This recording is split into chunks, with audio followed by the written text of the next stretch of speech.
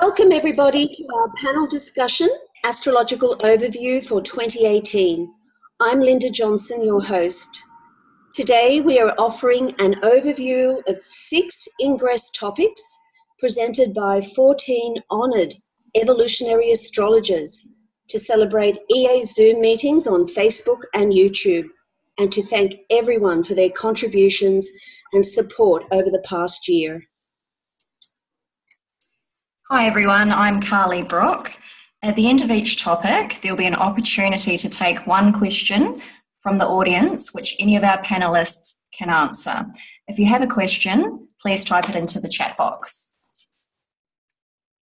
Hi everyone, I am Wanda Michele. To mute and unmute, click on the microphone icon found in the bottom left-hand of the Zoom panel. To show or hide your individual video, click on the video icon found in the bottom left of the Zoom panel.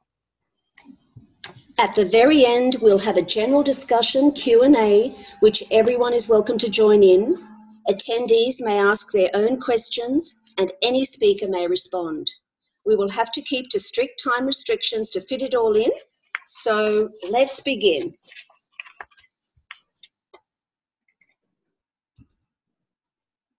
Is that my cue? Our first topic today is Jupiter Ingress Scorpio, introducing Kaypacha from New Paradigm Astrology and author of the Pele Report. Using natural law as his guide, Kaypacha's work brings balance, love, and joy to others and the planet. Welcome, Kaypacha. Please go ahead. Hello, everybody. I can't see you, but I know there's someone there. I'm just want to say a few words about Jupiter moving into Scorpio. It's already there. We're already feeling it, and feeling is what Scorpio is all about. It is the intense, deep water element of the underworld. And I think what I really feel is coming up for 2018 is just that it's a calling with all of the other transits that you're going to be hearing about tonight. It's really a calling for, I think, each and every one of us to come out of our own ego, our own self, our own personal needs, whims, wishes, wants, and desires, and really step up and take, the wand, really take the stand for bringing in the Sage of Aquarius, bringing in the new paradigm, bringing in the future in whichever way, shape, or form you see that. Because Jupiter moving through Scorpio, Jupiter is just like more. So it's like more Scorpio, more death, more letting go. And letting go of what? And death of what? Okay, like I was saying earlier today, right? We start with Aries, the impulse, the instinct, the unconscious desire that just kind of spontaneously emerges. And it develops through Taurus, Gemini, and Cancer. And the water signs all have to do with endings. So Cancer is kind of the end of this unconscious, impulsive beginning. And Leo is then the birth of self-consciousness.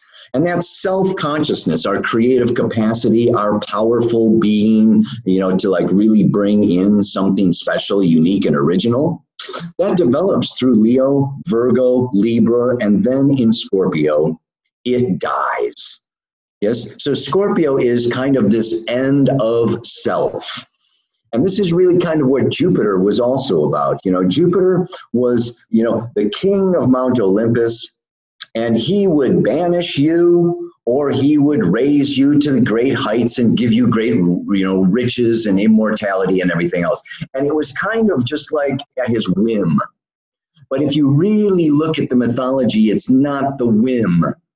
Okay, because what he graded you on, what he judged everybody on, was their social impact.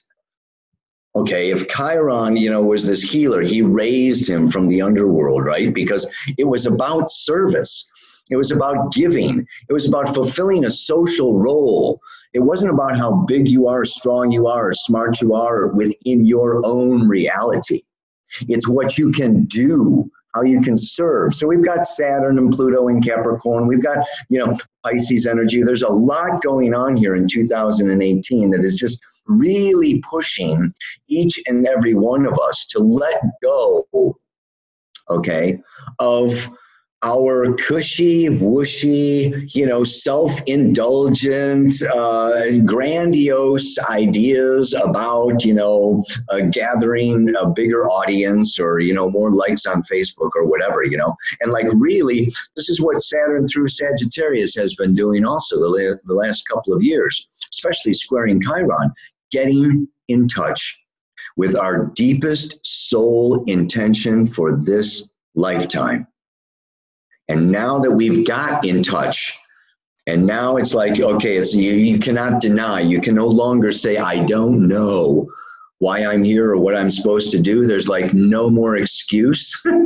Now it is time to really merge, unite, connect with other people to accomplish greater than self deeds, acts, and,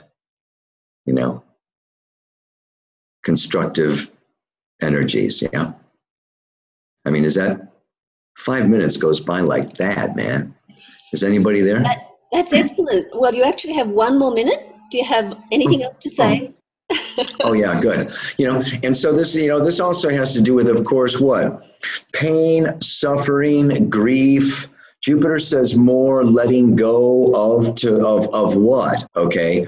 It is of anything that is in the way of our soul evolutionary process. And this, is why Scorpio has to do with loss, betrayal, and abandonment, particularly in our relationships, because we can have a tendency to emotionally attach and not want to evolve, not want to let go, not want to let on and move on into bigger and wider spheres of activity. So anything that's holding us back gets pulled away, but we are emotionally attached to it. So this is why Aquarius is square Scorpio. Aquarius is non-attachment. So there'll be, I think, this will be a year of power struggles, of people wanting to hold on to their money or their partner or their riches, it's just like, yeah. And, it's not so much about that. It's about how much, you can really contribute and how much you can do your duty and how much you can really step up to the plate and That's use excellent. your own. That's excellent. Thank you so much, Kaypacha. Excellent. Thank you. Beautiful. Thanks for having me. Okay, so our next speaker is Tashi Powers from enlighteningtimes.com. Tashi is an astrology teacher and holds classes and seminars locally in California. She has met Jeffrey Wolf Green in person, having attended his workshops. Welcome, Tashi. Please go ahead. That's so sweet to say that I met Jeffrey. Yeah. Hi, everybody. Well, I agree, of course, with you, Kaypacha, and I have a few more things to say. I consider myself very much a daemon soul, and my evolutionary astrology work is pretty much with the daemon soul activity, the synchronicity, the consciousness. And so I think this Jupiter in Scorpio that we're dealing with is going to deal with a distorted sense of right and wrong that many people are dealing with, the sense of meaning that Jupiter brings to everything. And Saturn is the final dispositor of this Jupiter in Scorpio. So the way you break that down for those of you who might be new to doing this is that Jupiter in Scorpio is ruled by Pluto in Capricorn.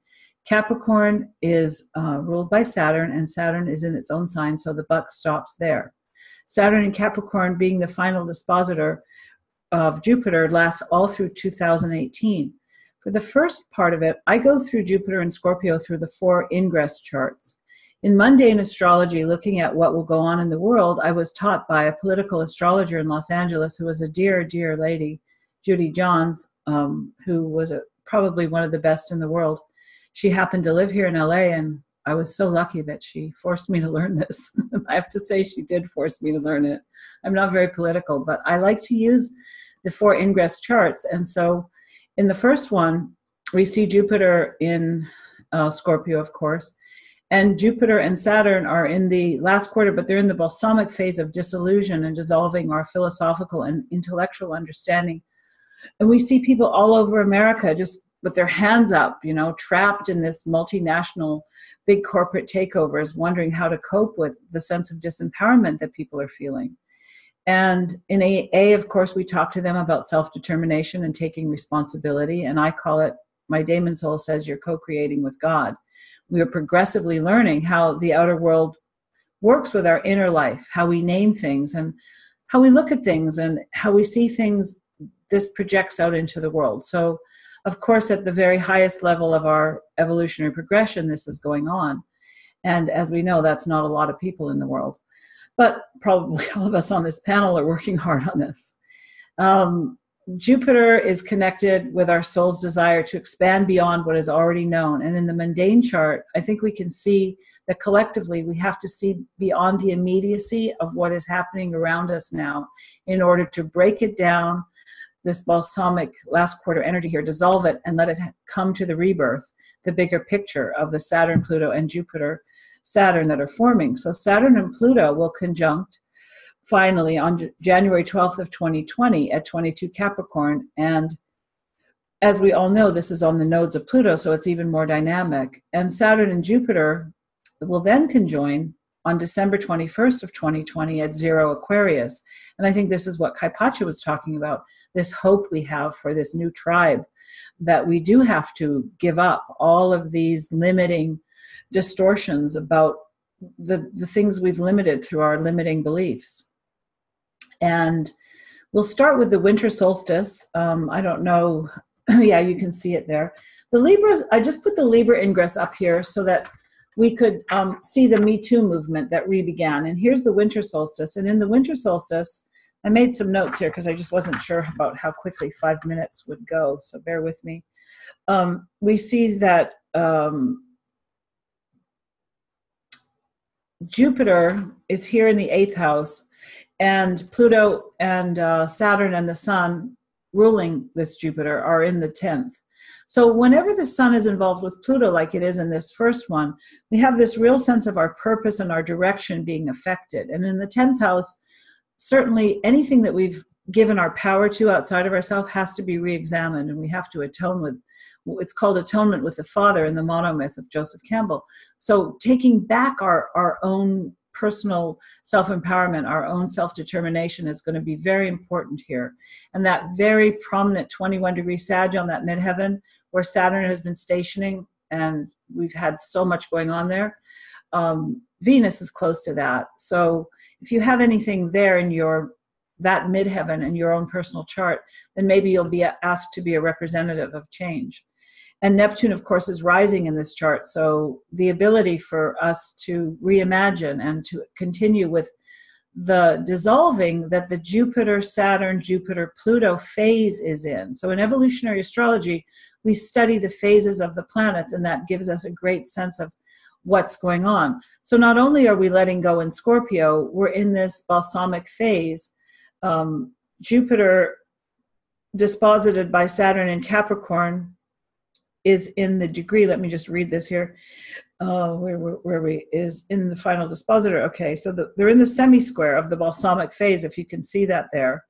And this is a breaking down, a process of dissolving and breaking through. The closing semi-square is going to inform the dance of this Pluto Capricorn planets. And so I think you're going to see, Kaypacha was saying it too, the power struggles. Scorpio and Capricorn, we certainly have those in America. We have these tax cuts. Fortunately, Mercury is retrograde in this first chart, so a lot of what has happened here, even though it's on the degree it stations, may fall apart later. Hope. In the first ingress, we're going to see this collective of the country. That's how these ingresses are used, and they're used for the capital of the country. You can see it's at Washington. So the crisis of consciousness and the rebellion and the detachment that's necessary has to come as we question how everything has happened to us. and the Aries ingress, which is next, has the sun again in the 10th house.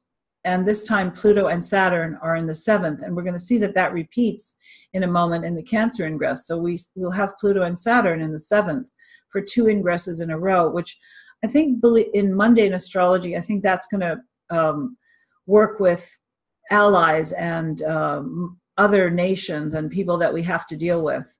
And in our own lives, it will certainly be listening to our partners and being much more aware of not being involved in domination submission games in our own personal lives with all the others in our reality. And so let's see, the next one. Some people are just also saying that perhaps the people like Mark Zuckerberg are going to come along, all right? And so that's the leadership, maybe new announcements of leadership in that Aries one. And here in the Cancer one, we see the sun on the ascendant, which of course strengthens the sun quite a lot to be right there in the due east rising like that. And so I think the country will be stronger, the US will be stronger. And Jupiter in this one is in the 5th house and retrograde. And the phase is beginning to change. It's still in the closing semi-square, but it's going to move out of that now. So this will be the last one where there'll be this real tension, and especially when Jupiter is retrograde in the 5th, people will be, hopefully in the summer, more internalizing their own belief systems and their own limiting belief systems and their own distortions of right and wrong, and trying to really look at how they can address that. Jupiter can be square Mars, and you see the Venus-Mars opposition on the nodes. So I think there's a lot of financial tension in this chart in the summer, as I believe there will be in January as well. And I think people like Mark Zuckerberg are going to want to run for office and say, listen, if corporate takeover is what's happened in the world here, maybe he can attempt to change things. He wants to give a universal income. And I feel optimistic. Jupiter in Vedic astrology is Ganesh. And Ganesh is always given at times of new beginnings. And it's always very hopeful, even if it's the beginning of an end, which is kind of what this chart is talking to us about, is the dissolution of things. And Jeffrey used to always talk about when Pluto gets into the 3rd decan, then everything can really fall apart. So in this one, it's in the 2nd decan in Libra. And in the last one, I believe it was already just on the edge of the 3rd decan. So there's a lot of things just kind of trying to get going. And as Saturn will not reach Pluto in 2018, we may not have full-out war, which is one of the archetypal words for Saturn-Pluto. The Capricorn ingress in the winter, it has this new aspect between Saturn and Jupiter. The final dispositor still being Saturn. Hold on here 1 second. I'll just read this. Let's see. Oh, here it is. Tashi, unfortunately, you've gone way over time, so sorry. Speak Okay. up, please. Thank you. We have a noval. It ends on a noval. That's all I want to say. It ends on a noval. And the balsamic noval is turning on the lights, new ideas. So let's hope that we go forward with some lights on. Thank you so much, Tashi. That was beautiful. Thank you so much, Tashi Powers. Our next speaker is Gray Crawford from graycrawford.net, a soul-centered astrologer. Gray uses astrology as an art of guidance and discernment for self-actualization and realization. Welcome, Gray Crawford. Please go ahead. Cool. Thank you, Linda. So just going off of what both Kaypacha and Tashi was just talking about, especially with regard to the balsamic relationship that Jupiter and Scorpio is in right now with both Saturn and Pluto. One of the great things about Jeff Green's work is he focuses a lot on the sort of Dane-Rudhyar lunation cycles. And when you go from Saturn all the way out, Jupiter is in a waning relationship with all of those planets at this point. And so that's one of the really significant things to just keep in mind, since Jupiter is all about how we gain wisdom and knowledge from our actual experience, and how it coalesces all those things together for us. And so, as was already sort of mentioned, we got Jupiter and Scorpio balsamic to Saturn. They're eventually heading towards that 2020 Aquarius conjunction. And then the Jupiter balsamic with Pluto is coming in. I guess it's not quite there yet, but it's heading towards the balsamic. And right now it's more of the sextile. And that's a really big thing, because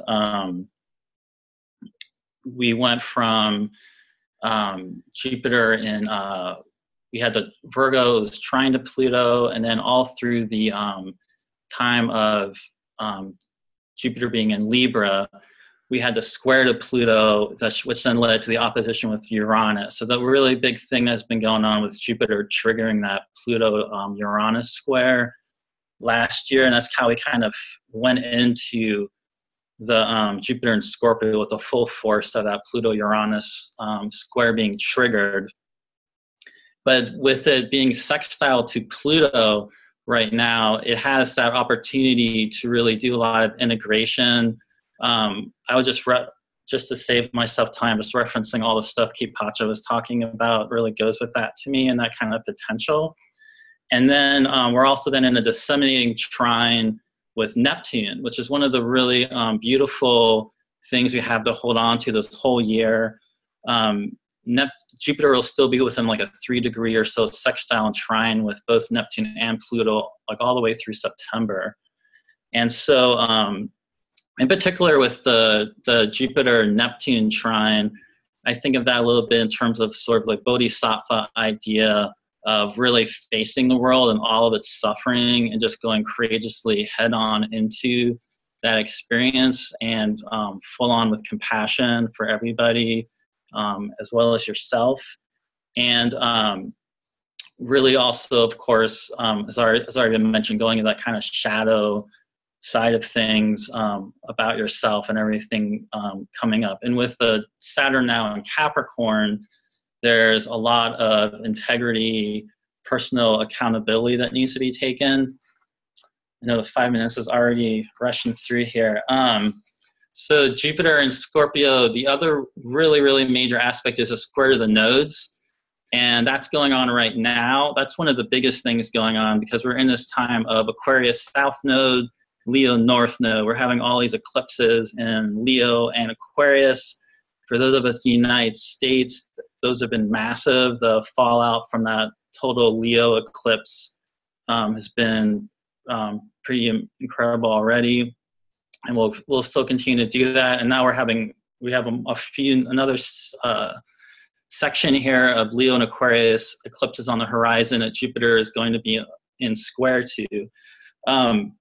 One of the things those brings up we can really see is with the North Node in Leo and that kind of drive to creative actualization.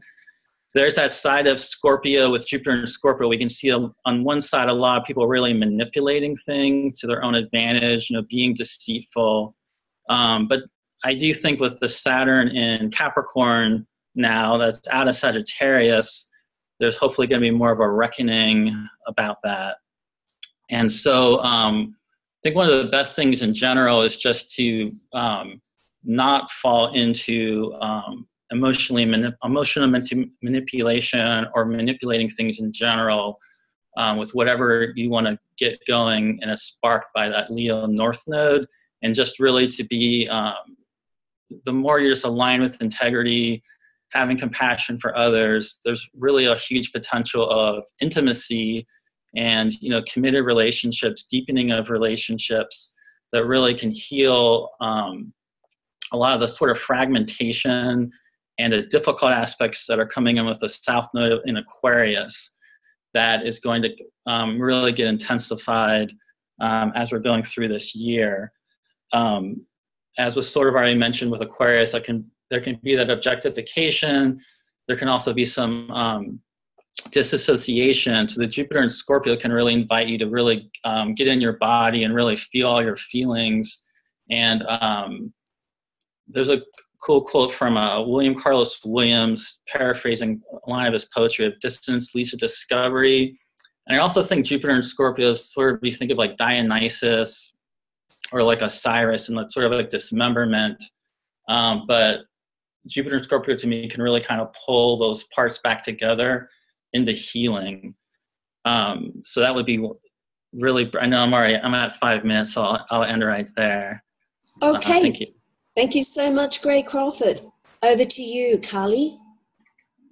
Okay, we now have a question from Chuck in the chat. Chuck has asked, can we contribute to or serve others, the whole, by putting all of our energy into becoming the fullness of ourselves, since ourselves, our personal charts are all inclusive? So any of our panelists are welcome to answer that.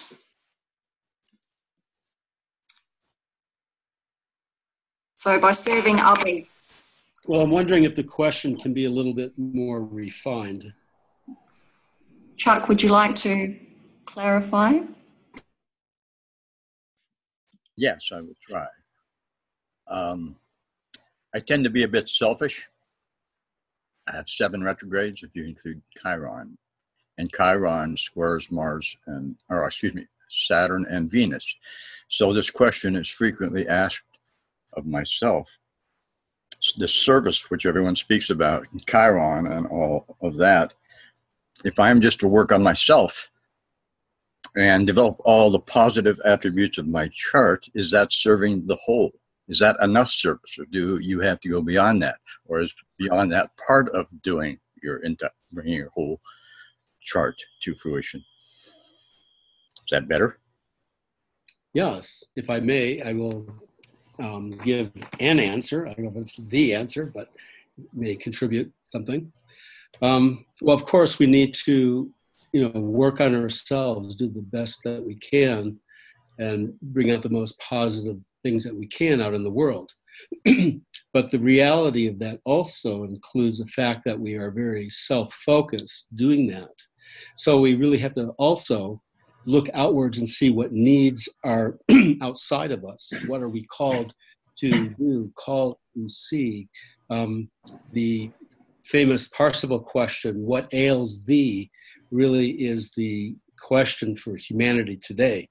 We can focus on all we want on ourselves, but we can only go so far without including others. Right, but others is included in our 7th house through the 12th house, correct? Strictly speaking, yes.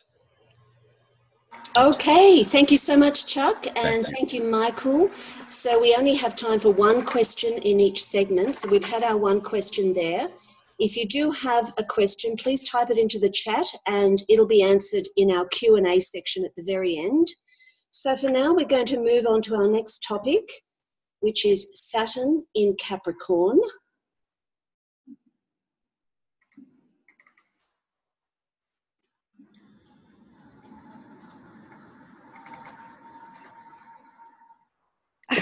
Oh, my back. And our first speaker. Ow. Whoops. Whoops. Oh, goodness. Okay, our first speaker is Marie Weimer from evolutionaryastrology.net. For over 30 years, Marie has been sharing and networking the teachings of evolutionary astrology with humanity to honor the sacredness of all life and the evolution of all consciousness. Welcome, Marie. Please go ahead. Thank you. Thank you all. Especially thank you for everyone who is showing up tonight with us. Linda, if you want to, you can go past this slide. My first slide that I have is a list of when Saturn's in Capricorn and its retrograde cycles. I put that in there in case we have any beginners here yes, right there. Just in case we have any beginners who've come in, they can see those dates for Capricorn.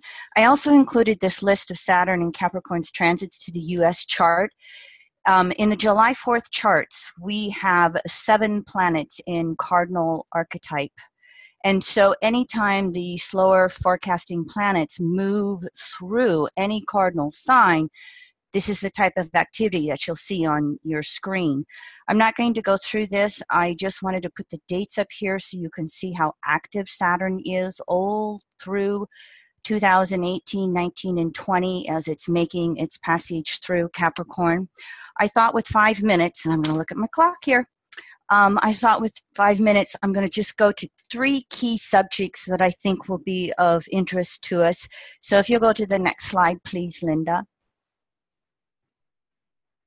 And this is money.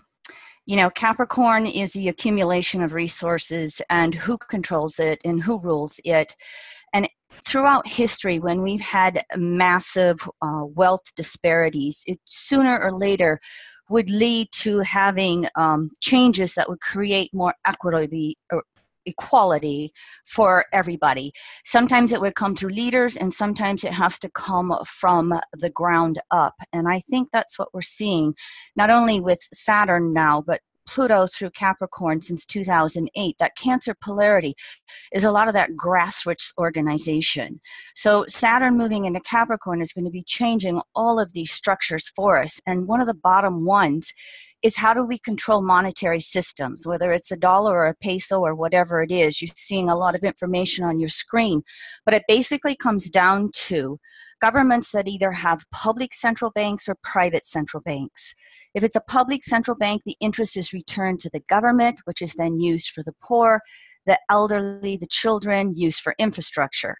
If you have private central banks, then we have a bank that loans money to the government, but it has to be paid back with interest, usually on the backs of the people. All the way through Pluto and Capricorn, and now Saturn is going to increase this.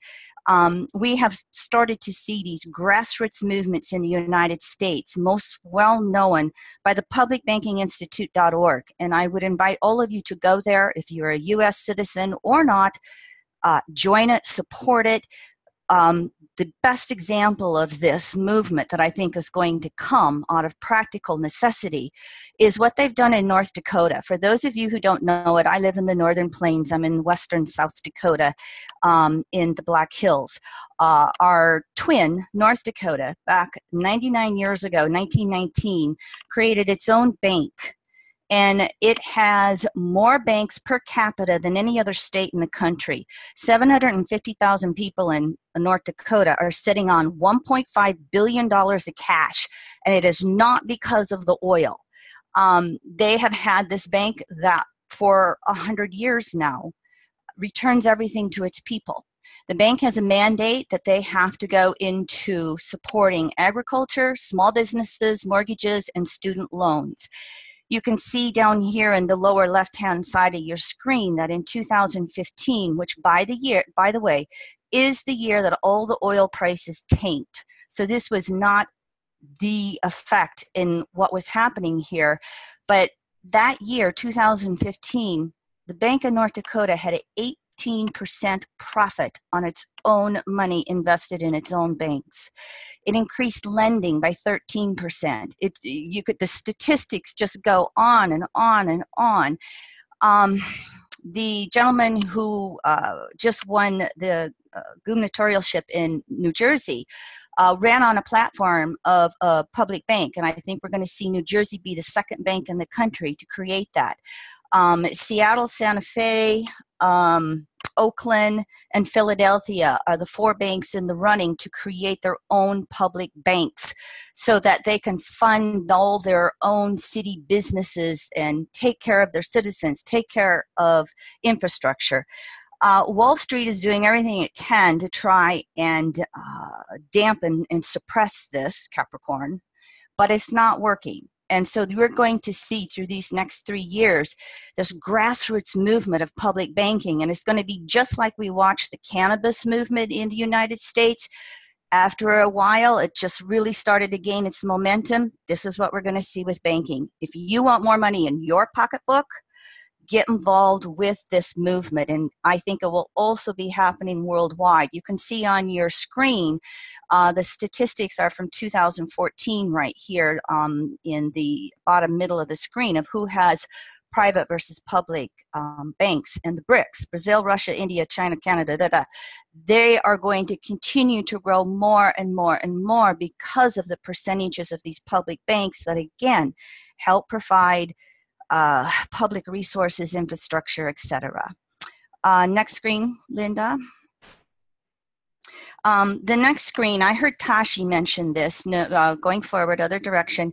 UBI, Universal Basic Income. What we're finding here with this deindustrialization age that's coming along is robots and artificial intelligence are starting to do more and more and more of the human labor. And as population increases, we don't have enough work for everybody.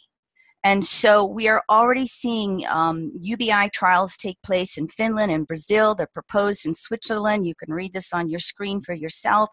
This is another one of those grassroots things that are going to come along throughout the rest of Pluto and Capricorn, gaining speed as Saturn's now in Capricorn. And then when Jupiter follows up, you know, this could be one of the positive coalitions that'll come from this. And the powers that be, conservative powers, okay, they're going, well, where's the money going to come from? Well, guess what? When you have public banking and the interest goes to the pocketbooks of the people rather than shareholders and CEOs, you can supply UBI for the public. At today's research records, 40% of any of our basic infrastructure projects go to interest. And this is pretty much standard worldwide. So imagine if you can take, you know, your city needs a new water system. You need better transportation systems. Imagine if whatever the cost is, you could cut it in half. This is the other thing that as the public banking movement comes along, we'll start to see more and more people saying, wait a minute, we have to take care of our basic needs. So stay tuned. You can also just go Google this and you'll start to find all kinds of more information on it. And so next screen, one more, if you can. And so the other thing that we could easily see taking place through Saturn and Capricorn, even into the early 2020s when the United States has its first Pluto return, is a United States Constitution Convention. And thank you, international listeners, for letting me speak to the U.S. with this one specifically. So far in the United States, the way we have changed our Constitution is through constitutional amendments that have been passed by Congress, and then it's got to be ratified by 3/4 of the state. Article 5 of our Constitution allows us to call a group of states together and pass constitutional amendments directly. There's growing movement of this to happen, whether you're on the conservative or liberal side of politics. It's gaining momentum. The biggest one is doing a balanced budget for the federal government, which in practical terms would be quite disastrous, because when we go through recessions and depressions, we need the government to go in debt to help us move beyond the upsets that come along with that. But constitutional amendments directly by the states, there is a lot that could be done. We could put a limit on federal judgeships. We could put a limit on our term limits on our members of Congress. There's just all kinds of things that could be passed from the perspective of a constitutional convention. If you are a citizen of the United States, you might want to pay attention with how you see it happening and be involved with the liberal perspectives of that, if that's your choice. Not going to assume everybody is, but if you're on that liberal side, you would really want to be part of calling these conventions for multiple subjects to really be able to change things for, the Constitution has to be a living thing, not stuck in the Dark Ages. Okay, I'm sure I went over time. Yes, we've gone double time, but never mind. People are sort of writing to me in the chat saying we need to stick to 5 minutes, everyone. So let's do our best. Marie, thank you so much. That's very important information. So Christina Caudill is up next. Hi, thank you, Linda, and thank you, Marie. That was absolutely fascinating. I'll just introduce you one moment. Christina okay, great. From Radiant Astrology. Christina provides astrological guidance for personal growth and self-awareness. Go ahead, Christina. Great, thank you so much. Wow, I just love all of these perspectives, because even though we're trying to stick to one sort of planet and ingress and sign, we know obviously everything is holistic. And so we want to really take everything into consideration, especially now when we feel so compelled into this, these collective movements. And I wanted to touch a little bit on Chuck's question about, is it enough if I'm just working on personal development and personal growth? Is that enough to help heal the world? I think from what I understand of evolutionary astrology, we all have our own unique soul's path. And I can say from my own experience, sometimes you may feel called to do something good, but if it's not part of your path and your karma and your dharma, you'll get this, whether it's a Saturnian or Plutonian or some kind of shift that's telling you that's not your path. Your path may be just focusing on your community, on what you can do at, as Marie was saying, these grassroots movements. These are dedicated people, oftentimes just focusing on one thing that they can really focus on and give their all to.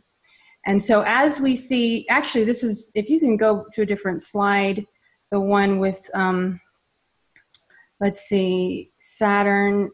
I think you have to go back a little bit. Keep going, one more there. And so we've just had, Saturn transiting mutable fire Sagittarius. Sagittarius is obviously, we've seen the fire, right, in the collective. We've seen sort of this, everything kind of blowing up at once. What fire can we put out right now? And we feel compelled maybe to voice exactly where we stand, what we believe in, what needs fixing, what's wrong and what's right.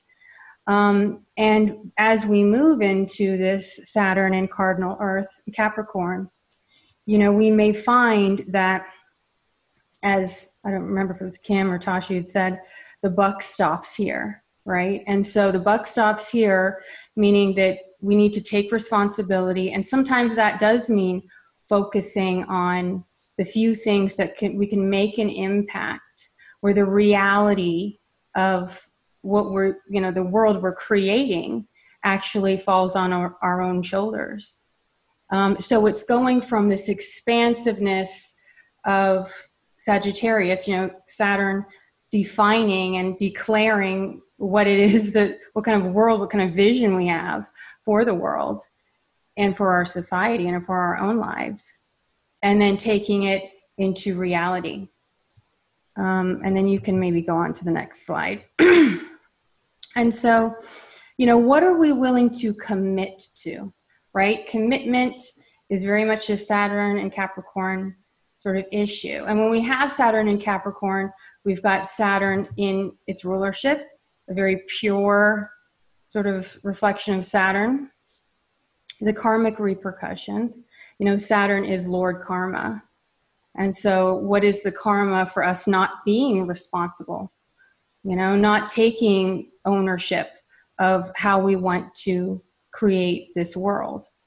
Are we the authority in our own lives? Can we make decisions and judgments that are sound, right? Because the Sagittarian energy, Sagittarius is known for humor and, joking around. And it's kind of like the joke is on us, right? Because we haven't been paying attention, most of us, to what's actually happening in the world. And now we've got Pluto and Capricorn, this plutocracy that we can actually see now, that's been that's been sort of operating in our society, these moneyed elite.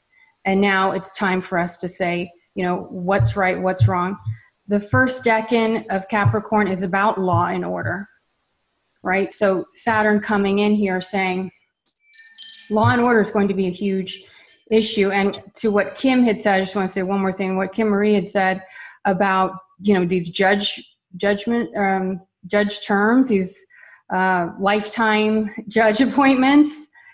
Trump has already, I hate to say that T word, but has already made some lifetime judge appointments. We need to be paying attention to these, right? Because that is creating law and order in our society. I hope I've made sense in 5 minutes. Beautiful, Christina. I heard the bell. Excellent. Thank you so much, Christina. So now we go to Kaypacha again. Please go ahead, Kaypacha. Unmute.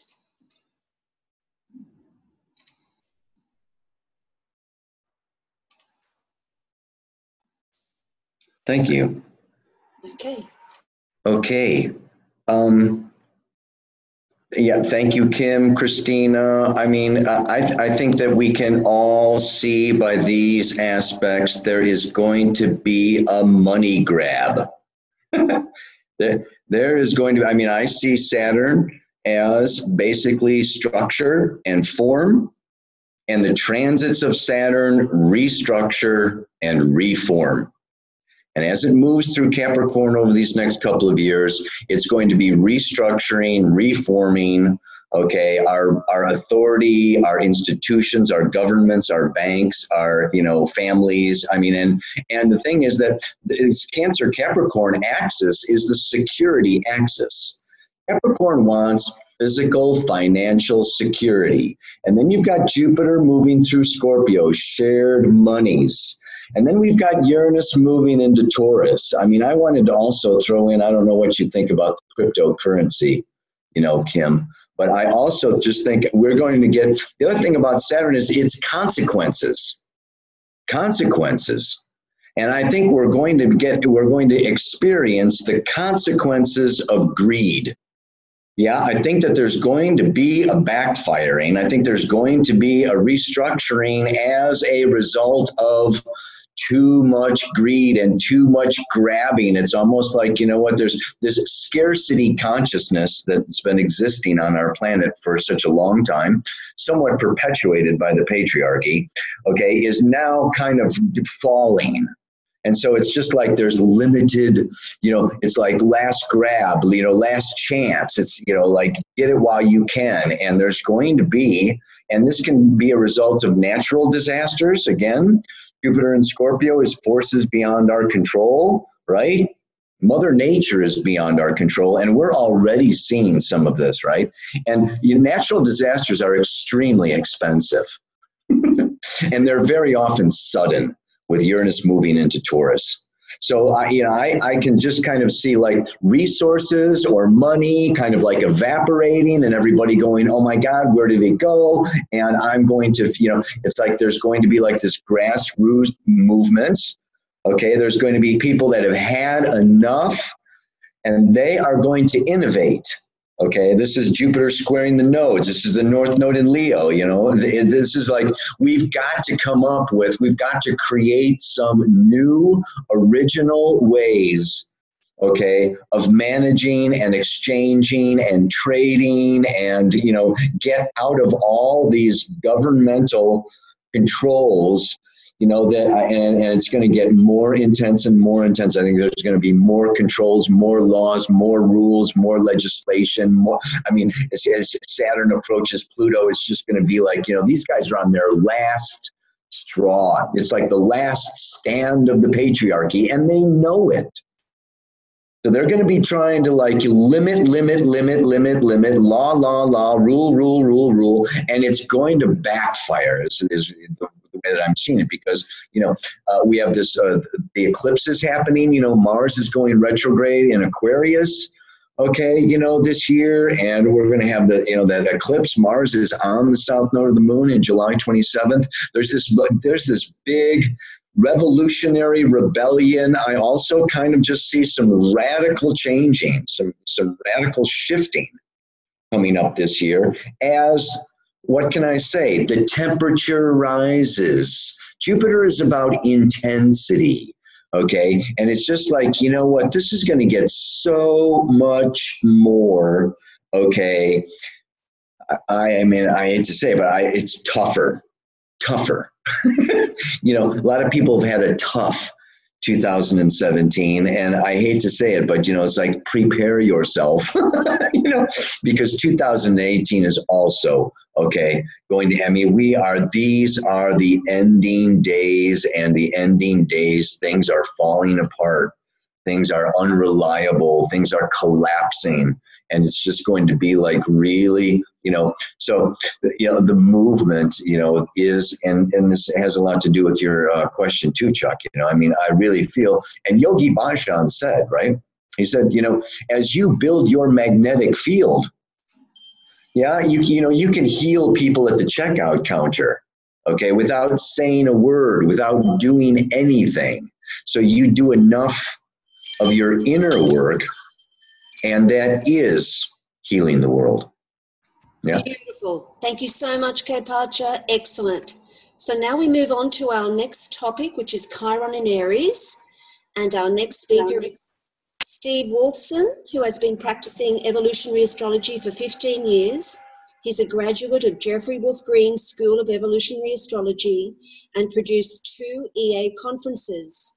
The focus of Steve's work is shifting as the energies on our planet rises, and he focuses on being a supportive soul counselor for people whose lives are in transition and transformation. Welcome, Steve. Please go ahead.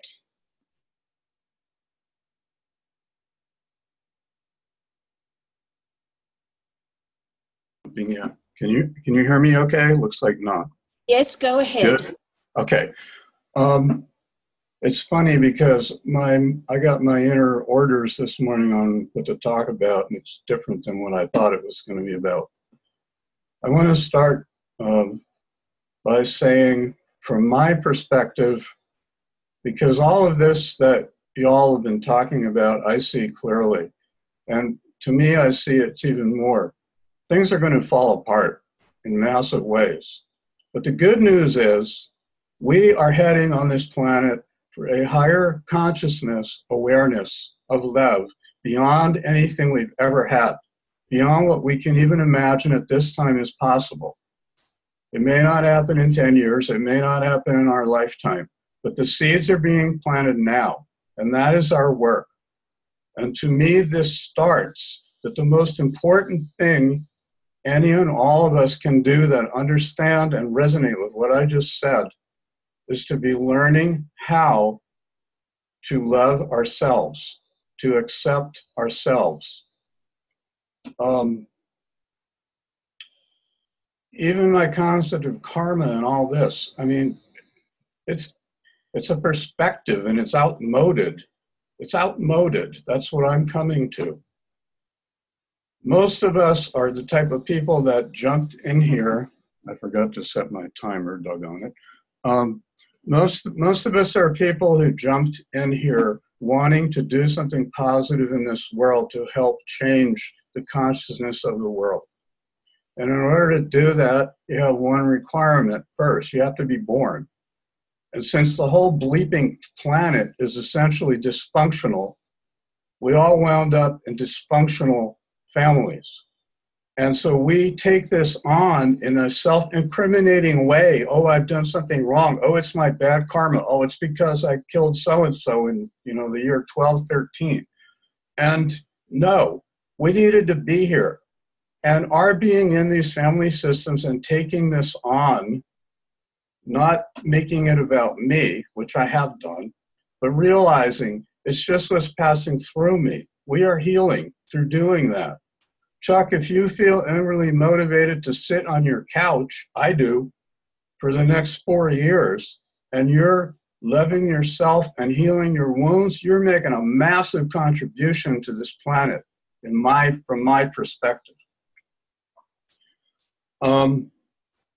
This world is changing. The world that we have known is dying, and people are going to be freaking out And those of us that are a bit ahead of the curve are being called. We're going through all this shit so that when masses of people are in the midst of it, we will have had some experience with how to deal with it. I also want to add, as I have beginning to become aware of, that we tend to think about higher consciousness as bliss and joy and happiness, and it turns out some of the symptoms of waking up from a reality where we're personality based, meaning I see who I am as my personality, my incarnation, into seeing who I am as a soul that has voluntarily incarnated itself into this situation. There are many times when one is going to feel disoriented, confused, loss of meaning, uncertain, depressed, sad, angry. And we can sit there going, what's wrong with me? You can have the symptoms of clinical depression, but that's not what it is. Our personalities don't know how to relate to all this. And they're learning. They feel like they're dying because all of a sudden the soul's coming in. And what am I supposed to do now?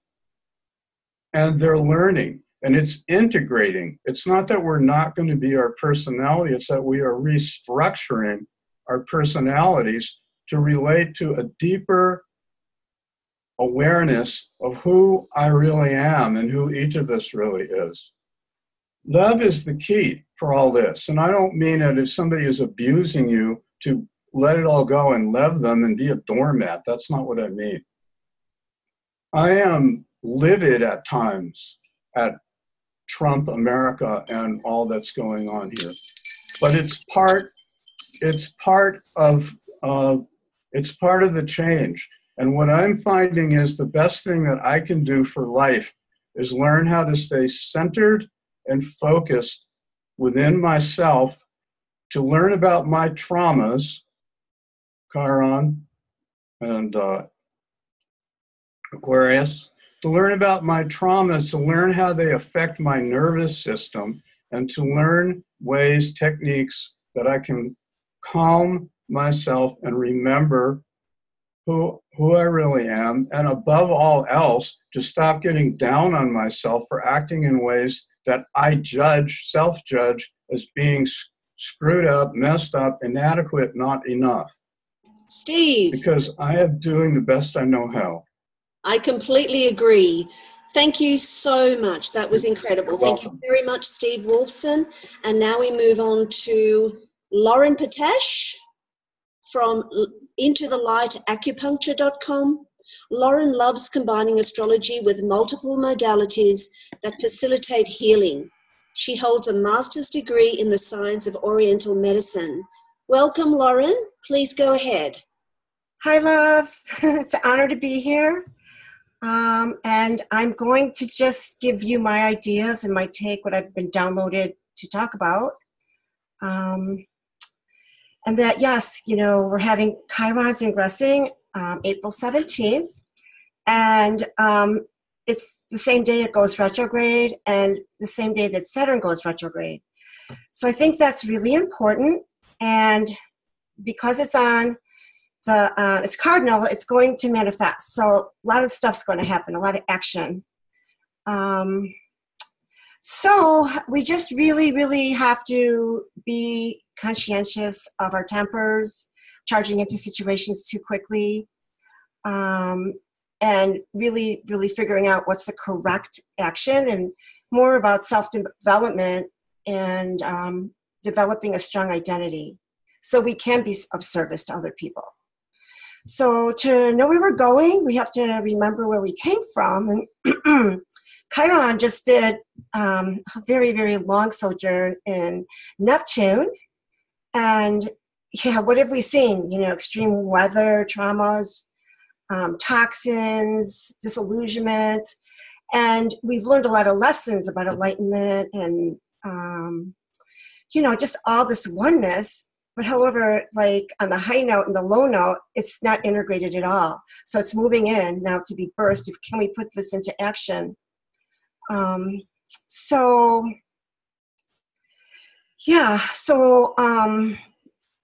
I think there can be a lot of violence, and there could even be more fires. And this is going to call for like really thinking outside the box. We're going to have to become more Aquarian than ever, even though, you know, it's like Mars wants to get things done. It wants to charge ahead, and we can burn ourselves out. So it's important to do really, really good self-care, self-soothing, support the adrenals. And because someone can lose their heads, you know, decapitation could be on the rise. I mean, anything could happen that has to do with our heads. But it would be nice if we could just balance our head, balance our brain, our left and right, because it is connected to our body. So, you know, that's going to be like a challenge for us with all this other things going on, you know. So, you could go to the next chart. So this is just the discovery chart, and I wanted to point out that it was just Saturn was eclipsed with the Great American Eclipse on August 21st, and it was on the Galactic Center as well. So it's all this new, and the part of fortune is like I really think Chiron is going to be like throwing the first pitch. I swear, it just really seems like this is going to be a really good team playing here. I don't know what's going to happen, but it's going to be powerful. Okay, so I had this idea to put the discovery chart up and then put the ingress on the biwheel to see what would happen. And what did I find out? I found out that Saturn's squaring the nodes, Pluto and the MC, and MC squaring Chiron and Mars, and Ingress Mars is squaring Pluto, the North Node, Venus, and Uranus is also squaring Mars, and I think the nodes are squaring Uranus. So it's like, you know, who's on first, who's on second, but there's just a lot going on, and the North Node is going to be on Chiron's 8th house about things beyond our control. A lot of fire, you know, just a lot of fire going on. So I also wanted to point out in this chart that I noticed this discovery chart was discovered in California. And we have Uranus on Chiron, and Chiron wanted security with it being in Taurus in the 4th house. And all the houses are being burned up, and everyone's security is going out the window. So my big message is, you know, what does Saturn have to do with it? You know, Saturn and Uranus, Chiron. So we all have to get our heads out of the sand for real and wake up, because it's our responsibility. I think this isn't like a dress rehearsal, that it's a very critical moment, because if we don't do something now, I mean, we have a choice right now to really try to turn things around. So I pray that we can do that. I'm trying to think, what was my next slide, Linda? That's it, last slide. Oh yeah, does anybody have any questions or anything to add? We'll do questions at the end. We don't have time to do questions right now, but I want to thank you very much, Lauren. That was very interesting. And thank you so much. So now we move on to Gray Crawford again. So Gray Crawford, please go ahead. All right, thank you. I'm going to start with a quote. A lot of y'all probably already know this, by Angelus Arians from the Fourfold Way, which I think is just good for Aries in general, and especially Chiron. That's by staying in our power, by showing up and choosing to be present, by extending honor and respect, and by being responsible and accountable. I feel Steve really delivered the message there. So I want to go over a few maybe more technical things and kind of come back to the message. One thing that I don't think has been mentioned, Laura did mention, this is like a 7 to 8 year period of Chiron Aries we're going into. And, you know, Chiron has that really bizarre elliptical orbit, so it doesn't actually spend the same amount of time in every single sign. And so Pisces and Aries, for example, it tends to spend like 7 or 8 years in. which is much longer than the other signs. Like Virgo and Libra might only go for like a couple years. And part of that is that when we talk about Chiron, we're always talking about as this bridge, how it orbits within the orbit of Saturn. Its orbit extends out to Uranus. So when Chiron's in Aries, Chiron is sort of like at the furthest out point from us, out there more towards Uranus. Whereas in like the 90s, it was closer to us, like within the orbit of Saturn, and it went like really fast through the signs. So this is always a big period of like Chiron in Pisces and Aries. It's a more extended period that we experience it. So everybody born from like 1968 to 1977, there's a little bit of back and forth there. But in general, that's a whole group of people that are now going to be coming into their Chiron returns. And in that like 1968 to 1969 period, there is like this overlap, just like we're going in now. So in 2018, Chiron's going to go in like April 17th. It's going to station retrograde. It's going to come back out. So by September 25th, it's going to leave. And then we're going to be back in Chiron and Pisces again. As I mentioned earlier, Jupiter and Scorpio is really big because it just triggered the Pluto-Uranus square, because it went from squaring Pluto into opposing Uranus. Now it's in Scorpio. So back in that 1968 to 69 period, that was another huge period of dismantling and things falling apart, lots of riots and revolutionary action. That was the same period where Chiron was in Pisces, went into Aries, went back into Pisces, went back into Aries again. And in that same period, that was the Pluto-Uranus conjunction that Jupiter went through in those 2 years, conjoining Pluto, moving on to conjoin Uranus. And some of the sort of, one thing we can think about with Chiron and Pisces, like Chiron and Aries, is sort of that dissolution and dissolving of things with Pisces, going into this force of like will force and pioneering things, being really present, facing things with Chiron and Aries. And as Steve mentioned, there's that idea of self-love. There's also this idea of like identity. So in that 68, 69 period, stuff like the Stonewall riots happened. Out of that came the whole LGBTQ like activist movement, really was born out of that. The American Indian movement was born out of that. Lots of feminist movements was born out of that period. If you go back, the previous time Chiron was in Aries was that 1918 to 1929 period. So that was basically the end of World War I. World War I was still going on when it went into Chiron and Aries. And then out of all the total destruction of World War I, all these new national borders were defined, all these new senses of like national identities were formed. And, into like extreme nationalism, like the rise of Hitler, all happened during that period. And one thing, I know I'm almost out of time again, but when Steve was mentioning just, sitting on your couch, and that has been, I think, a really important thing as far as just going in, doing this inner healing. And we think about Chiron, that transformative space of being in the cave. And, he is the master teacher that understands the interconnection of everything. And one thing I thought was really interesting was I was just naturally thinking of, Chiron being this trainer of heroes, like the master guru, who's secluded in the cave. And then Chiron and Aries really seems like, he's coming out again. He's ready to train heroes again. He's ready to go out into the world and face things.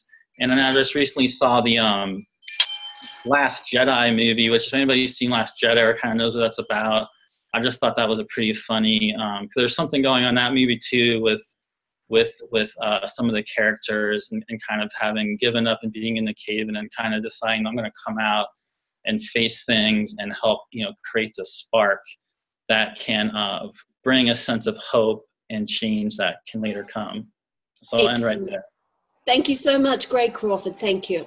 Okay, so we're back to the attendee panel. And does anybody have a question or a comment?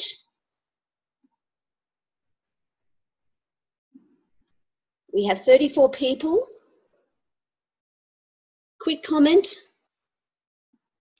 I have a prepared question from Wendy. Yes. How will Chiron's move into Aries impact all the planets in Capricorn between now and 2020? Could you repeat that, please? How will Chiron's move into Aries impact all the planets in Capricorn between now and 2020? Anyone like to answer that?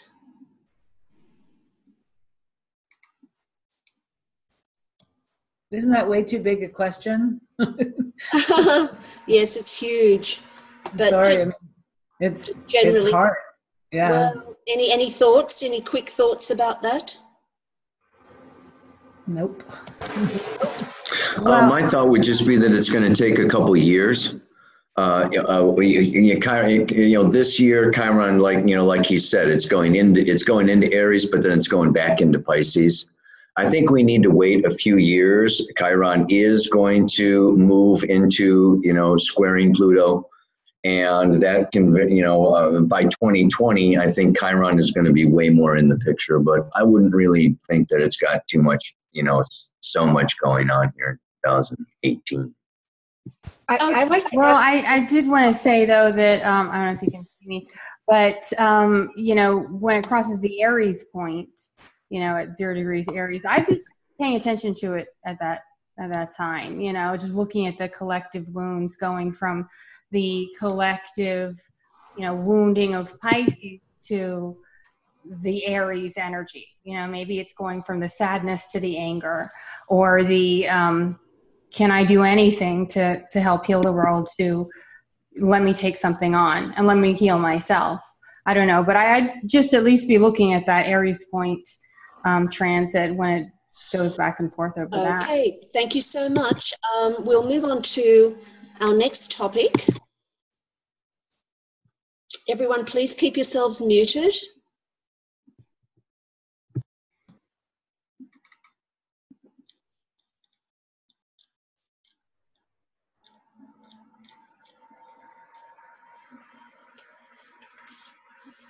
Here we go.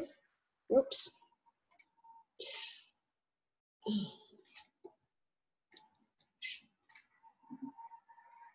Okay, our next topic is Uranus Ingress Taurus. Our next speaker is Ryan Evans from ryanevansastrology.com. Ryan is a certified evolutionary astrologer with the Stephen Forrest School of Evolutionary Astrology. His greatest joy is to be an anchor of hope and encouragement through this beautiful and accelerated age. Welcome, Ryan. Please go ahead.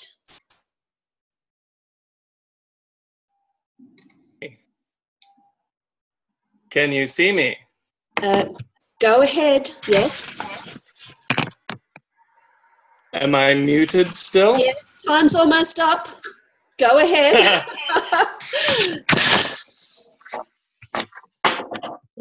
Is Mercury retrograde? Is there a button I'm supposed to push? I can't see myself or hear myself. Well, if you could just speak anyway, it's a little bit too late to deal with that.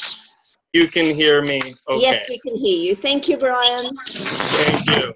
All right, then I'm going to blow through this real quick like Uranus and Taurus. So not to get all edgy and hardcore and intense about it, but do y'all remember when Uranus went from Pisces to Aries? And we went from Uranus in water to Uranus in fire, and water met fire there on the coast of Japan, and we had the meltdown of Fukushima, where water met fire. What was that, moments before Uranus went into Aries? So what I would like to do here in the next 3 minutes and 59 seconds is talk about, yes, some shadow potential here, but also some hope. So what happened after that? Uranus went into Aries, and Uranus in Aries brought us the lone gunman. And Uranus and Aries also brought us new radical inventions. Uranus in Taurus can bring severe earth changes to the structure of the earth and the structure of our economy, but it can also bring into our consciousness revolutionary farming practices. So what does Uranus represent for us personally? Where we must tend to our authentic self, our individuality, and our freedom. Uranus in its shadow also may show how we can conform to a status quo by a need for acceptance or approval. So we either, with Uranus, we either break down and collapse into conformity and inauthenticity, or we break through into our true self, our authentic needs, our genius, and our truth. And so in Taurus, we all may have breakthroughs leading to genius and creative insight based on healthy valuing of the self, healthy valuing of nature, healthy valuing of the environment and what we eat, and our skills and our talents and what we're worth and our self-worth, how we exchange this worth in the form of money, so that there can be revolution and innovation in the realms of agriculture and finance and environmentalism and health. Or, of course, we can go with the herd and do what our leaders say and do what we're supposed to and not listen to our truth and watch the breakdown of nature, the environment, food, money, our skills, and eventually our safety. So everything changes. And everything we've come to rely upon as stable and predictable Taurus may change. The solid earth may quake. Or, since it's fire moving into earth, the volcano may explode. Our 401ks may suddenly disappear and everything we thought was safe is now up for change. But if we can innovate and we can trust ourselves and we can follow our instinctual Taurian animal self to what's true and right and meaningful in accordance with natural law, in accordance with the rhythms of the earth, then all those weirdo hippie farmers doing their strange biodynamic principles may actually be the ones, the meek who inherit the earth.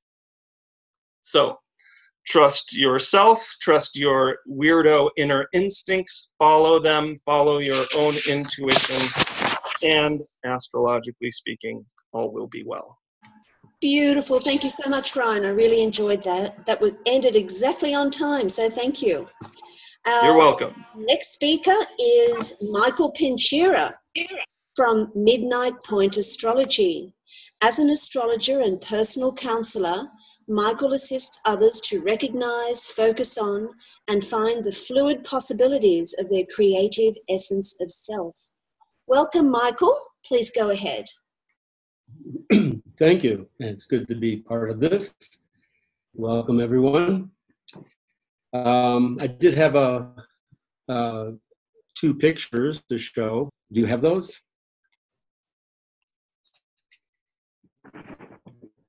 Well, there they are. Okay. Well, I chose these two tarot images to express certain dynamics of innovation, revolution, and this incredible bounty that is expressed by Uranus and Taurus, which I'd like to talk about in the next few minutes. And both innovation and revolution have their source in the realm of imaginations that come from the spiritual world.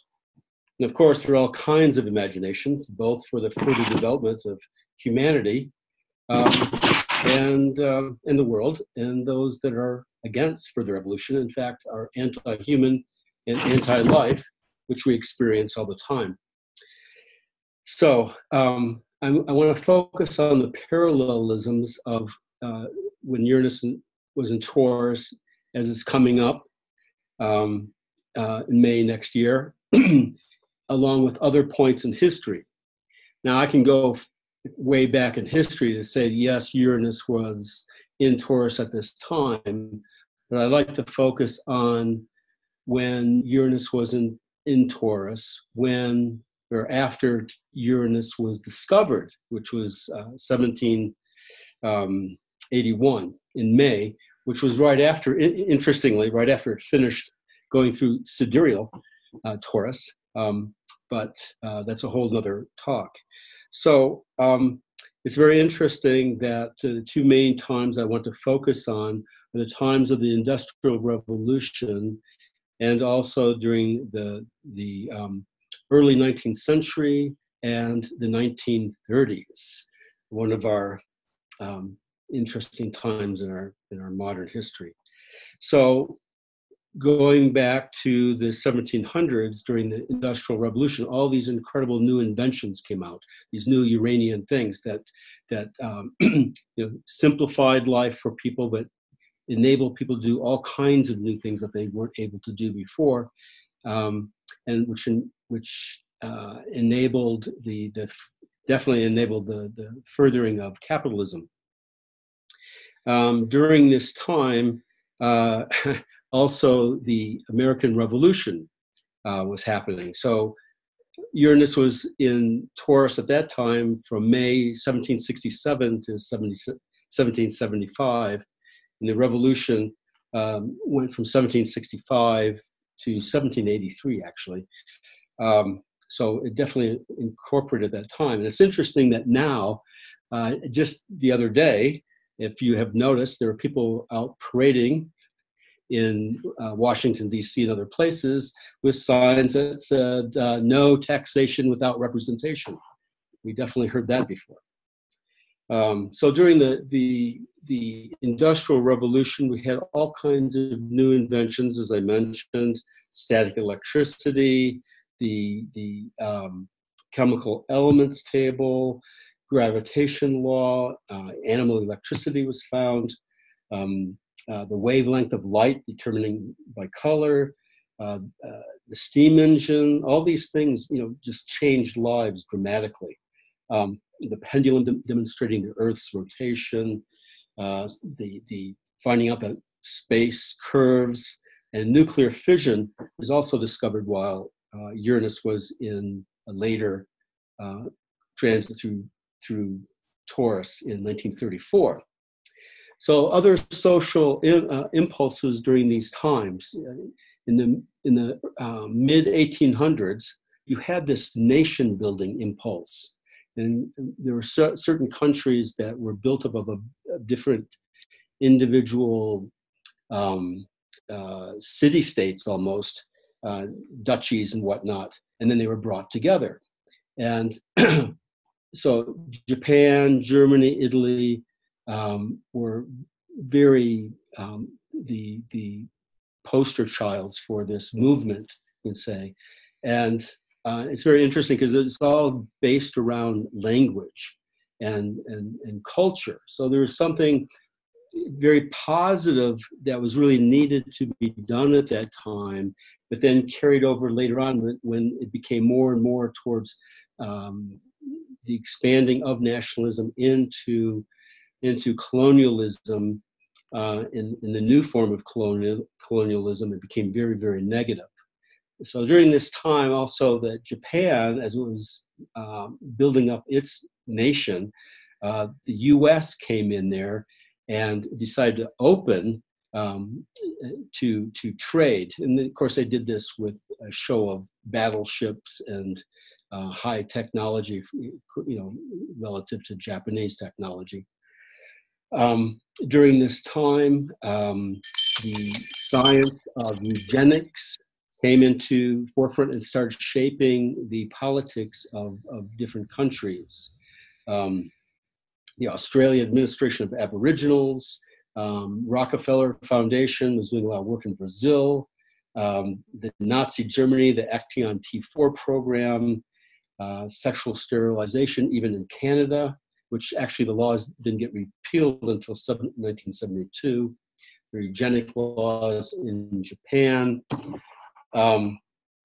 All these things were these negative sides of Uranus coming in, bringing in these new scientific viewpoints for humanity, but it wasn't for the good of humanity. So, Michael, we'll have there are to... other things happening in the world that... Michael, yeah. We'll have to stop there. Yes? Okay, well, thank you very much. That was very okay. Very interesting. So we'll move on to our next speaker, Daniel Fiverson from ForEvolutionaryAstrology.com, trained in the Jeffrey Wolf Green School of Evolutionary Astrology. Daniel is an author, teacher, and producer of astrology events in his Santa Fe community. Welcome, Daniel. Please go ahead. Thank you, Linda, and thank you for including me in this conversation. So, who's ready for more bull? Has anybody yet had enough of what I've characterized as the radical selfishness of Uranus and Aries? And I know that that's a singular characterization, but it's really what I've come away with from a lot of different directions, and I think it really represents somewhat what we're dealing with. And, there's an inconvenient and perhaps insufferable truth that we have 5 more months of this pain, but we can't get discouraged. It's not all bad. I really believe it's all good. The last time that Uranus transited Taurus in the 1930s, we experienced the Great Depression, which was precipitated by the Wall Street crash in 1929. So do we see any similarities here? Yeah, we do. We experienced a traumatic political crash here in the United States 1 year ago, and now many of us are either paralyzed or enraged with emotional despair. I mean, this is our state here, and I apologize again to the rest of the world for my Amerocentric perspective here, but I feel just totally caught up in it, and to some degree feel somehow that my purpose is tied to it. There's good news here. The last transit, 85, 90 years ago, opened the way for the New Deal. There were programs were instituted, much of the progressive and economic social reforms and regulations that we've taken for granted for so many years, and that now seem to be eroding, all happened during that period. And I think it's really important to remember that for most of us, that we've taken it for granted because we've grew up in a bubble. We think that this is the way it always was. And what we're witnessing really is the emergence of the collective shadow of our country, the prejudice, the misogyny, the inequality. It's resurfacing again, but hopefully for the last time. One of the lessons of Taurus is to break out of the bubble that we might be living in and see the truth that's surrounding us. There's hope. There really is hope, because Uranus inspires us. And as it works to individuate and differentiate each of us through the yin, fixed, earth sign of Taurus, we can, each of us in some way, begin to find our own inner resources that we need to survive this cataclysm. And I think that does also expand across the globe in terms of the terrorism that we're seeing on a global scale, the climate change, all the things that's happening to us in the global collective. We should pretty much expect that those who are still living at the need to be saturated with this radical selfishness are going to hunker down, and they're going to refortify their views and opinions in order to ensure their position. That's pretty much a given. They have the advantage because they have been galvanized. You know, we did it in the 1960s with our liberated anti-war rebelliousness. You know, we galvanized the right, and they turned around and they overwhelmed us. But now we're the ones who are regrouping. We're the ones coming together again after these decades. The wheel of fortune will turn again. Some of us are going to go inward in order to find those inner resources that we need to navigate this current state of trauma and chaos. But we cannot become hermits, and we can't isolate ourselves.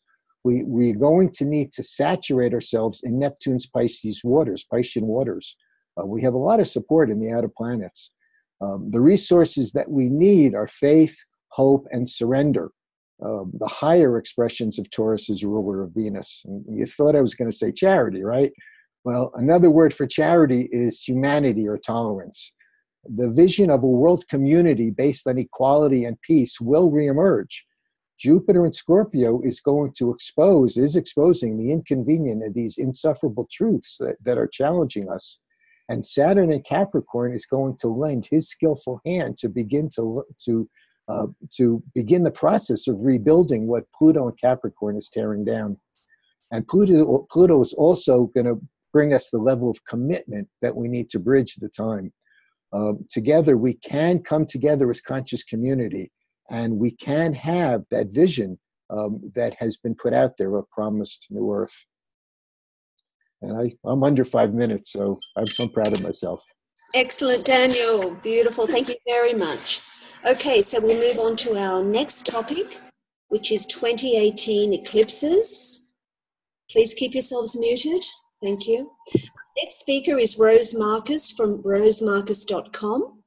Rose is an evolutionary astrologer, ISA CAP certified astrologer, columnist, lecturer, teacher, and author. She writes a weekly column for the Georgia Strait newspaper in Vancouver and is currently working on a book on Chiron. Welcome, Rose. Please go ahead. Thank you very much. It's a great honor to be here, and I'm sorry I cannot see myself, but can you see me? Yes, we can see you. Okay, very good. Well, thank you. It's been excellent sharing, and I'm very honored to be here. So my topic is the eclipses, and in any, first of all, let me say that 2018 is a pretty outstanding year from the fact that we do have several major planetary changes. First of all, we have recently had Saturn move into Capricorn, and so we have a new reality base. In 2018, we have the first taste of Uranus moving into Taurus, and we have our first taste of Chiron moving into Aries. So that alone makes 2018 an outstanding year.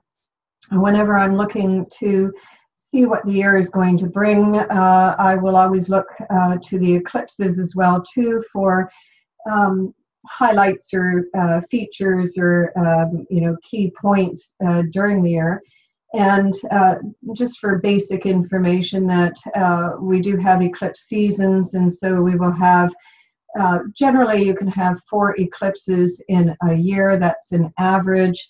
In 2018, we will have 5 eclipses. That's not too unusual as well too, but where the eclipses are relevant is because as evolutionary astrologers, of course, we're going to be watching the transiting nodes, and eclipses take place along the nodes. So they are going to be emphasizing or intensifying the 18-month period when the nodes are going to be through a particular sign. And in the year of 2018, we have 5 eclipses, as I said. We will have 3 partial solar eclipses and 2 total lunar eclipses. Generally, we look at solar eclipses to talk more about what's going on globally, or affects all of us. And we say that the lunar eclipses tend to affect more personal and private life journeys, but I find that they're both relevant to both topics. Now, in terms of the eclipses as well too, we have several of them which are also supermoons, and 2018 is starting with a super full moon on January 1st, which is in the sign of Capricorn, and the month will end with the total lunar eclipse on January 31st, which is also a supermoon. The full moon on the 1st is the strongest of the supermoons, and a supermoon, of course, is a high tide. It is a punched up full moon or a new moon. All right, so when we look at this eclipse here for the January 31st, the first thing to note is about the positions of the sun and moon. And first of all, the lunar, the nodal axis, we have the south node in Aquarius and we have the north node in Leo. And that 18-month cycle is really a creative opportunity cycle. It is an acceleration timetable as well too, with the South Node in Aquarius. So we have quite a raising of consciousness that is taking place because of this nodal axis moving along. For the lunar eclipse, this is a balsamic relationship. We see that the moon is in Leo, balsamic to the North Node. If you notice as well too, Ceres is retrograde and conjunct that North Node. We also have on the South Node, we have the Sun with the South Node, the ruler of the North Node on the South Node. And note that the South Node is straddled by Sun Venus. On the 8th of January, Sun and Venus will form a superior conjunction. So we have a new Sun-Venus cycle. Venus is in the sign of Aquarius. The rulers of the nodes, we have Uranus moving into Taurus in a little bit later in the year, in April. And so we have already this lunar eclipse, which is triggering the Uranus transit for 2018, Uranus moving into Taurus, Venus-ruled planet. We have Ceres. Ceres is a statement here for a resurgence, a revival, a new season.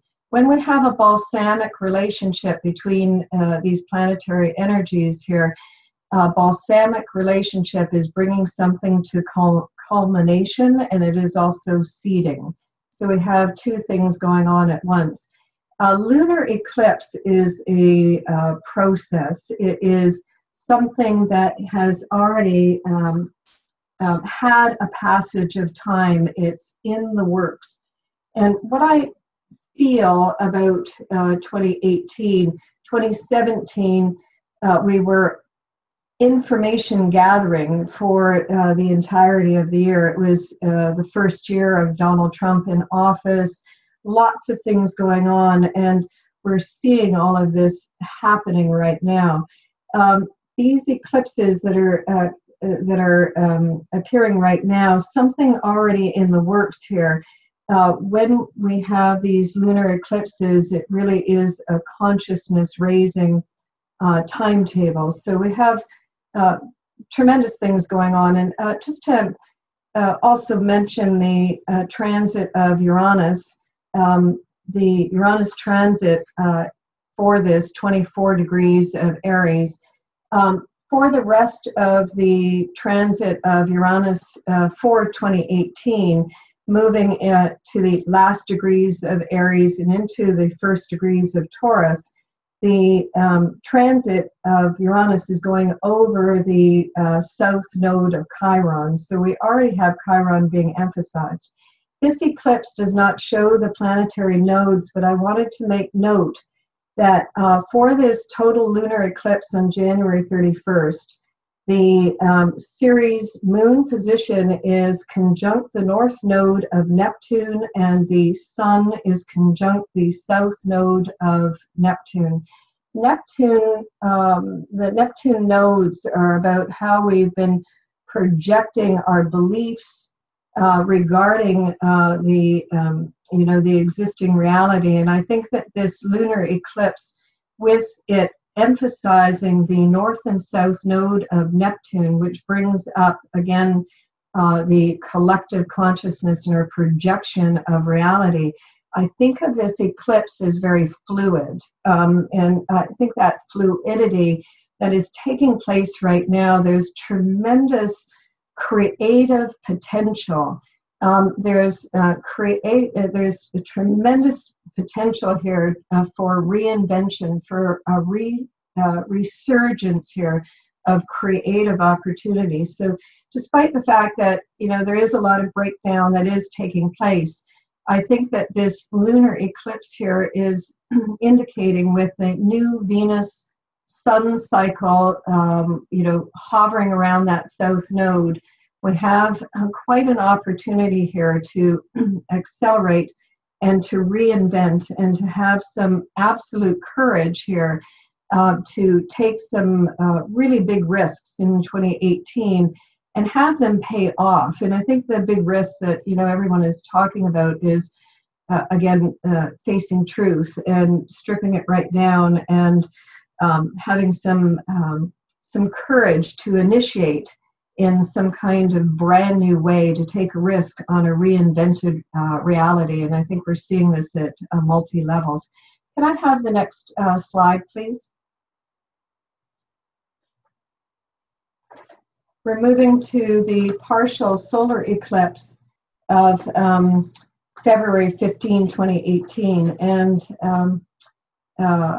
this eclipse I've been watching here since the August 21st total solar eclipse that we had in 2017, which was at 27 degrees of Leo. And what I've said about this eclipse that we had on the 21st of August, which of course was very important for the USA, is that was a new moon's total solar eclipse, and it opened up a period of creative potency, and everything that's taken place from that August date through until this February 15 eclipse, which is the opposite here, is of great, tremendous creative potency. We see how much has taken place. It's been a very jam-packed period of time for activity on the planet and for so many different things happening at all kinds of different levels.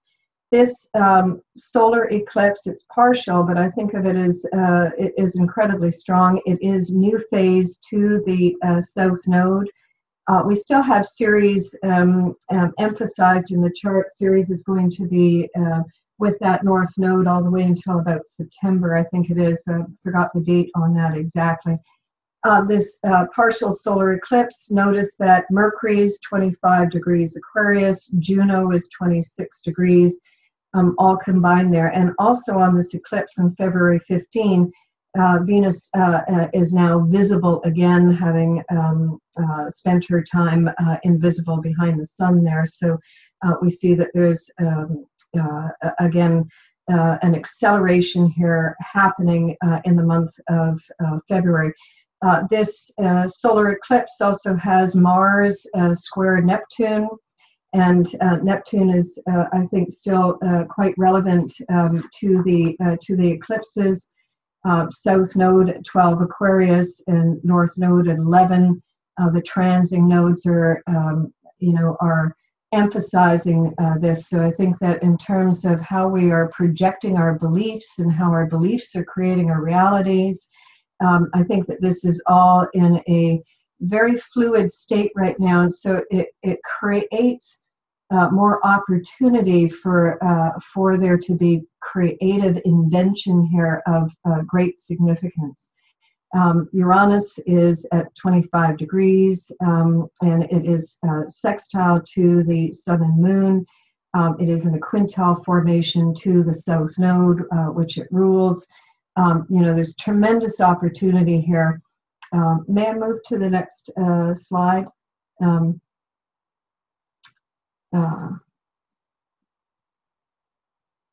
The partial solar eclipse of the 12th. And I'm sorry, I wanted to just look at my notes here. We have, apologies for just a moment here. I also wanted to say that the eclipse on the 15th, the first solar eclipse of 2018, is visible only from parts of Antarctica and the southern South America, Atlantic Ocean. The July 13, July 12 here is primarily over the ocean between Australia and Antarctica, and then the one on August 11th, which we'll get to in a moment, is taking place near the North Pole. And when these eclipses are taking place at either one of the poles, again with the Neptune consciousness here, it's collective consciousness that is in this accelerated developmental phase of great creative opportunity. I know that things are falling apart, and I know that the system is breaking down. But what I see as as the most opportune, I liked what Gray said about Chiron and Aries coming out of the cave and training the warriors.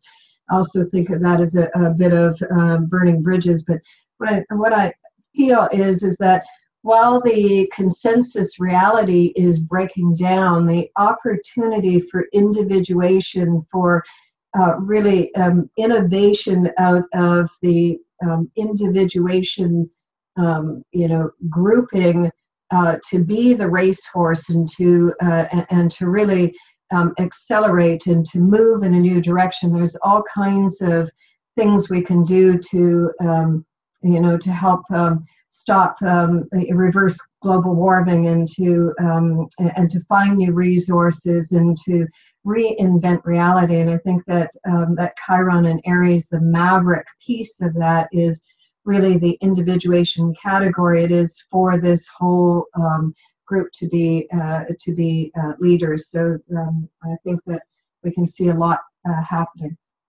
The partial solar eclipse on July 12 is quite potent here. It is, again, the sun and moon at 20 degrees of Cancer, balsamic to the North Node, an exact opposition to Pluto. And this is a pretty dynamic chart. We have Mars conjunct the South Node. That is for a couple of the eclipses. And the point is, for most of 2018, Pluto will be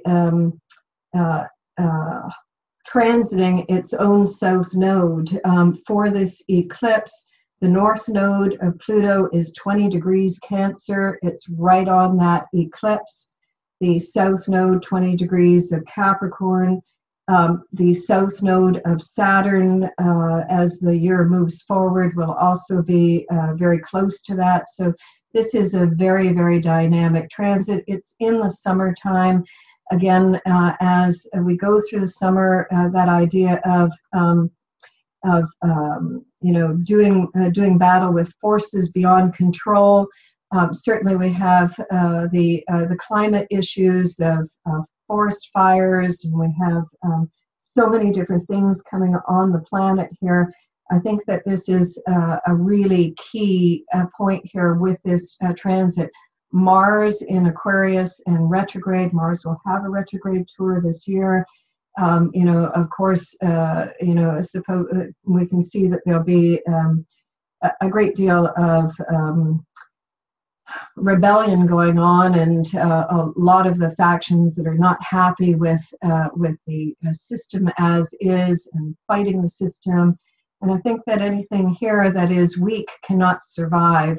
And I think that we see these kinds of dynamics taking place. So this solar eclipse, it's a partial solar eclipse, but it's completely dynamic. Pluto will be aspecting its north and south nodes for the duration of the year. So this is simply a peak point of that taking place. During this eclipse as well, too, we have Uranus, which has moved into the sign of Taurus, and it is squaring the nodes. Uranus in Taurus is about survival, and we have new life and new death. I think with both of that transit, we have mortality issues with Uranus in Taurus. We have new resources. We have new survival concerns, and we have new survival resources, everything all at once. This is a very important eclipse, I think, and we'll be watching to see how that builds as time goes on. And remember that solar eclipses this is a balsamic to that north node, but it also, eclipses bring in events, and they bring in unexpected events. Lunar eclipses are something that's already in a process, and it brings culminations and it brings endings. solar eclipses bring new things in, but the new things are predicated on endings. And of course, when we have solar eclipses, we also have people, people of note in transition. So we shall see what takes place with this particular eclipse. And remember that this is, again, a super solar eclipse as well, too, so a high tide. And the last one, we have the August 11th, right? Okay. And let me just go to my pages as well, too. So the August 11 eclipse here, again, we have the sun and moon at 18 degrees, a partial solar eclipse. There's a wide aspect between the eclipse and the node. We see with this partial solar eclipse that Mars is still retrograde. It's at 0 Aquarius. It's aspecting the south node. We have Uranus again squaring the node as well too. So we have another very dynamic super moon coming out of this as well too. And when we look at this, it's really that south node in Aquarius where all the action is. Mercury is retrograde in Leo during this eclipse as well too. We have Jupiter and Neptune in trine. There's so much dynamism on this. Pluto at 19 degrees. The Saturn south node and Pluto south node will be very close during this period of time. So in August, we have the tightest trine between Saturn and Uranus. We also have, during that period of time as well, too, Chiron, which is in Aries, it's retrograde, squaring Saturn as well, too. And I think that this is putting us under a pressure of time. The Saturn and Uranus piece is giving great opportunity to manifest. With Saturn and Uranus, we're forming a trine relationship in 2017 in fire. And this is Earth, and it gives the opportunity to have manifesting.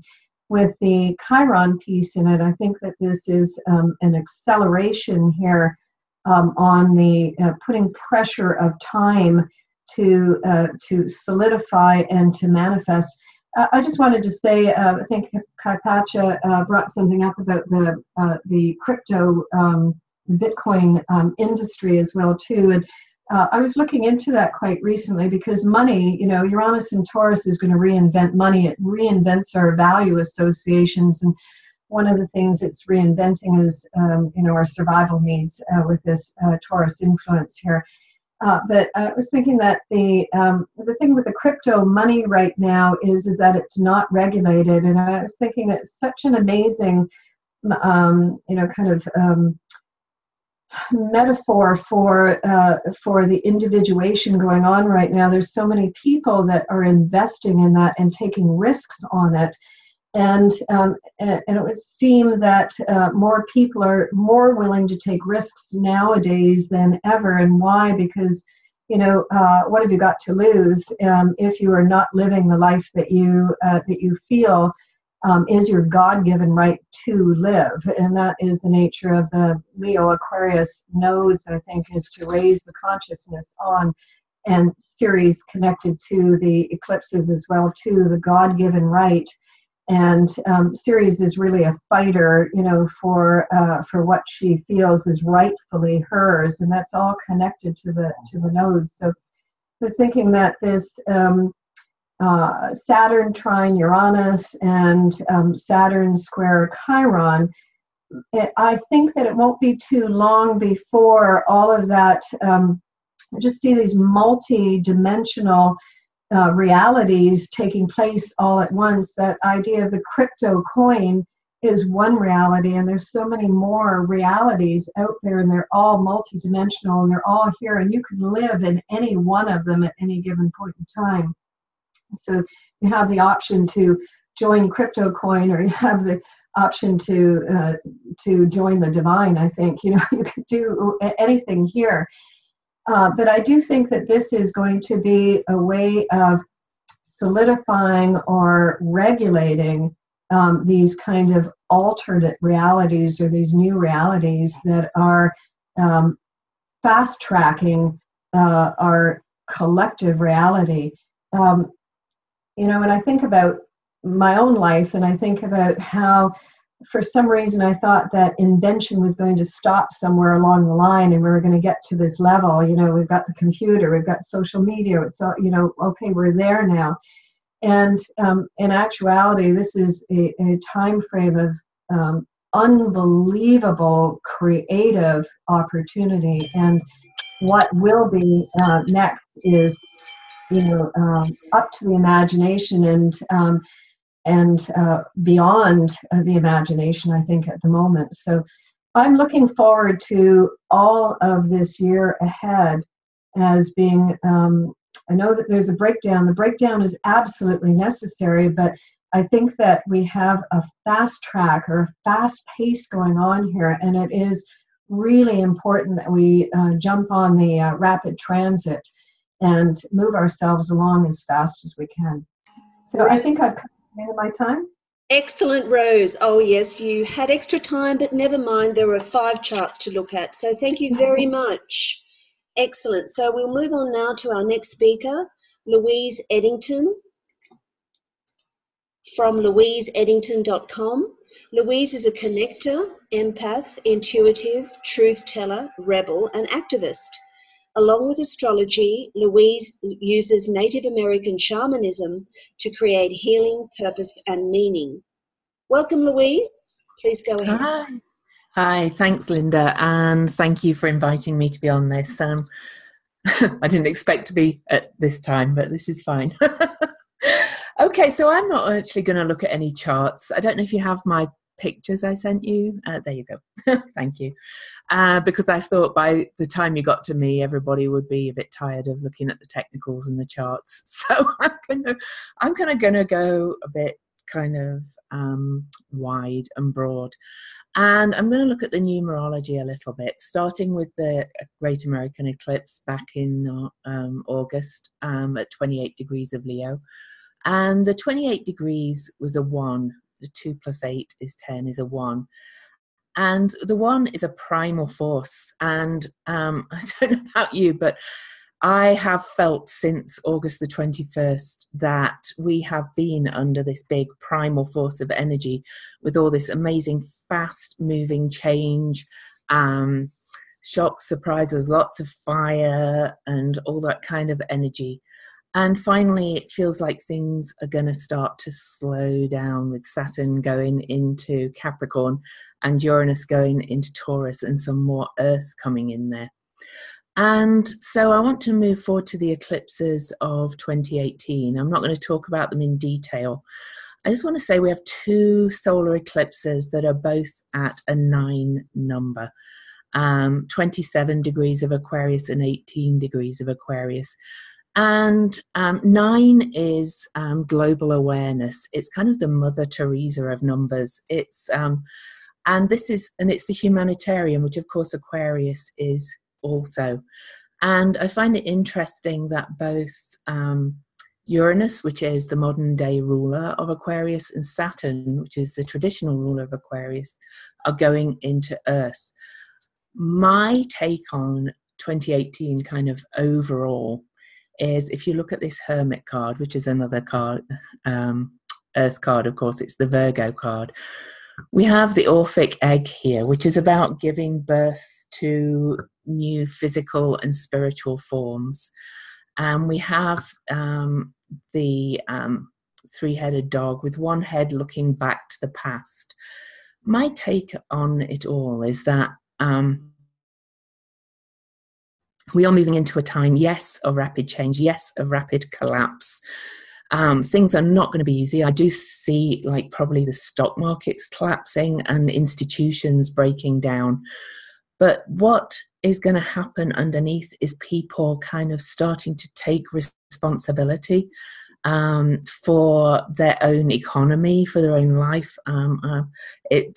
I go back to some of the other speakers when we talk about going to the public banks and creating things that are better for people as a whole. I also see bringing in, coming from my shamanic world, some of the old ways coming back into it, people planting their gardens, living more in tune with nature from necessity, really, because when everything's falling apart, people are going to have to create their own economy and be more kind of self-sufficient, but in the meantime doing it for the good of humanity. So this is kind of the underlying thing that I see and feel coming for 2018. I kind of have a little saying that I kind of came to me in one of my shamanic journeys, that if it is to be, it's up to me. So that kind of goes back to what Chuck was asking. I do think we have to kind of look after ourselves first, heal ourselves, kind of look after our own little pocket of the world, and that will ripple out rather than relying on the out there that's really going to be collapsing. Okay. And I'm at my 5 minutes because I thought I'd only got 5 minutes. So I really Oh, that's excellent. Thank you so much, Louise.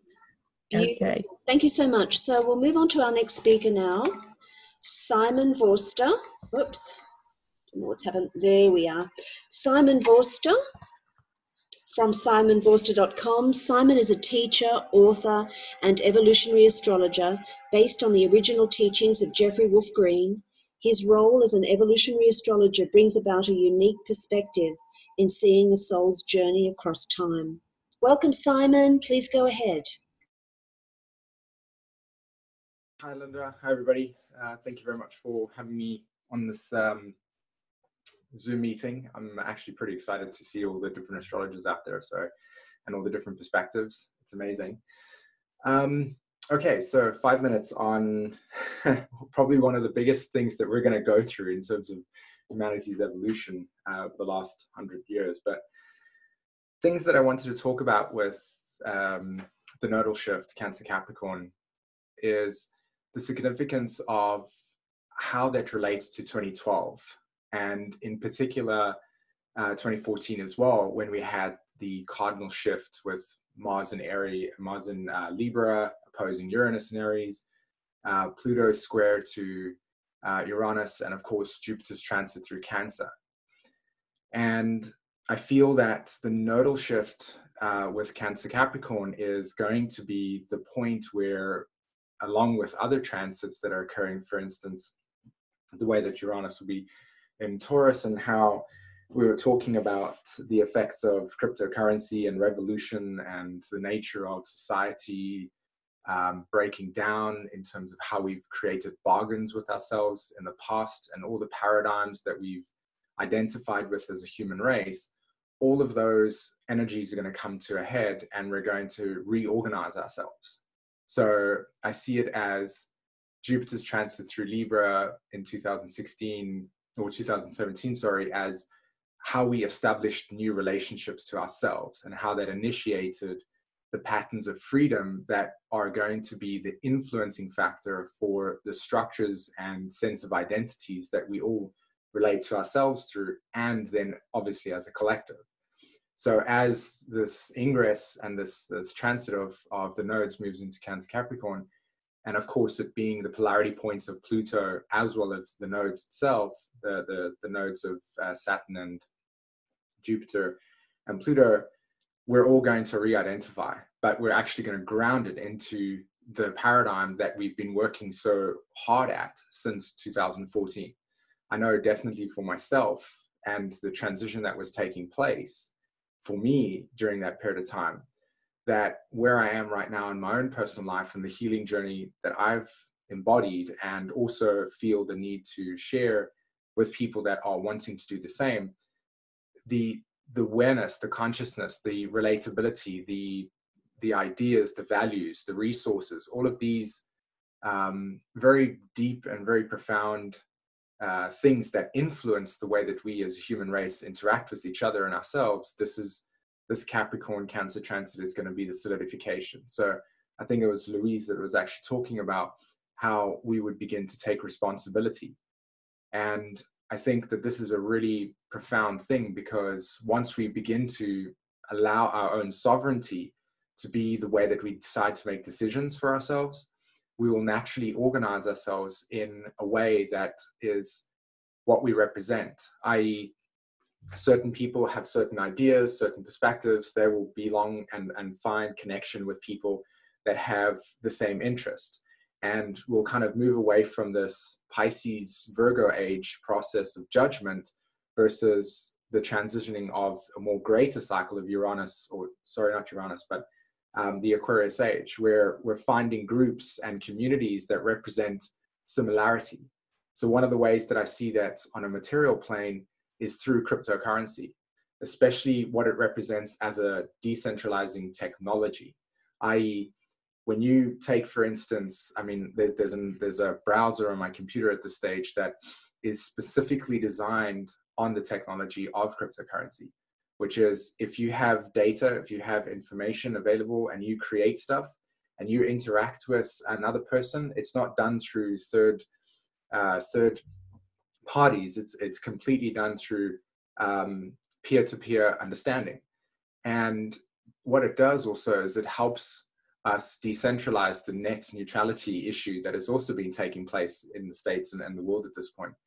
So I see a lot of reorganization of people's sovereignty and people finding communities that represent and resonate with them, and then beginning to shift in to accordance with that. And so therefore representing an identity and seeing themselves, Cancer, Moon, fourth house, ego, through that. So which tribe are you going to belong to? Which community are you going to represent? And how is that creative process going to unfold your own evolution, individually as well? And then that being obviously the way that we will see ourselves collectively. So I think it's a huge, huge period of time for us in terms of how we identify ourselves. And there are, there's literally tons of ways that we can see it happening. Ecology, having to look after the earth, but really it's actually our relationship to ourselves. That I think is a really important thing. We've got a lot of focus externally on the world, but we forget to see that the human body itself is a representation on a smaller scale of the collective vessel that is Earth. So if we begin to clear our own bodies through, understanding how the body actually works, Uranus and Taurus, we'll begin to see that by clearing our energetic debris and allowing ourselves to be more authentic in that expression, that will naturally just shift the collective in alignment with what is true and honors higher purpose. Beautiful, So, yeah. SÍmÖn. Thank you. Thank you so much. Okay, so now we'll go back to Kim Marie. Kim Marie, please go ahead. All right, thank you very much. I did have two slides. The first one just shows when the South Node is conjunct transiting Jupiter, Saturn, and Pluto. So if you want to put those up, you can. I'm going to not speak specifically to them. I'm going to speak to the transit in general. So much of what we're speaking about with all of these outer planets changing signs, which really, changes vibration and energy. What's going to happen at the end of this year, and by the way, the nodes are North Node in Cancer, South Node in Capricorn, just for the sake of the recording, is going to be November 6, 2018 through May 5th, 2020. So we'll have the Cancer Capricorn nodes all the way through 2019. As we've been talking about all of these major shifts with the outer planets, when these nodes go into Cancer Capricorn, it's going to personalize it for each and every one of us, because of course we're talking about the moon. We're talking about our emotions. And so that South Node in Capricorn, the distortions that can come from this is all of the depression that can come through personally and of course collectively because of all these crumbling realities. And if we do not put energy into that Cancer North Node, which means our emotional courage, yes, redoing our self-image and self-love and all of that, but we've really got to find that emotional courage to move ourselves forward regardless of how the world is crumbling around us. Now, from a natural perspective, that South Node of Capricorn, the passive polarity, it's that involution process that we naturally go through when that outer world doesn't work. So those time periods of involution or all the way out to depression, it's learning how to honor that and say, what's not working for me? And to get in touch with that on deep emotional levels, even with the South Node in Capricorn, because the emotions are suppressed. You have to have time to process to see where you're really at and you're feeling nature on these deep levels. And as you figure out, well, how that's working for you, then that natural expression of that North Node in Cancer is the emotional courage to move forward. And of course, this nodal axis transit is going to be happening along with Pluto, now Saturn, and throughout 2020, Jupiter in Capricorn. Of course, these nodes are going to be going over the South Node of Jupiter, Saturn, Capricorn, Pluto in Capricorn, North Nodes of Jupiter, Saturn, Pluto in Cancer. So we have all of this deep, deep unconscious stuff on collective levels that will be made more and more conscious through this transit of the nodes in Cancer Capricorn. There can be perhaps a lot of people on that consensus level, as we call it in EA, that just go through, utter depression and, what am I going to do and how do I find security with everything that's crumbling? And yet we also then will have those of us who are individualizing, spirituating, to find our ways to step up to the plate and be part of the changes that are going to happen. I've been saying for years with Pluto and Capricorn, the polarity point is Cancer. The polarity point is getting in touch with ourself emotionally on soul levels. It is that grassroots energy of change to come along. And so there will be so many people out there, even in consensus state, that are going to find that emotional courage to just really move forward in helping us create these new realities with all these changes that are coming on. So again, we're all going to get triggered. We're all going to have to recenter ourselves emotionally. And then all of us find how to move forward from that inner vibration into how we want to be a part of changing things in the world. I'd like to just also, if I may, I'm going to switch a little bit here. Who of us does not have a relationship to money? And all our, most of our money scripts are emotionally based. There can be the familial conditionings and societal conditionings, but how many of us recognize the gentleman who just got the Nobel Prize in economics? I want to say Richard Thaler. The type of economics that he's bringing back, hold on, I forgot the word, behavioral economics.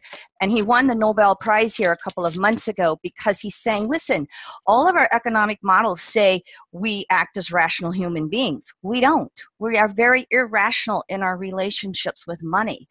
And the powers that be, they're not going to give up the control or the power. And so I want to give a couple of comments on the cryptocurrencies.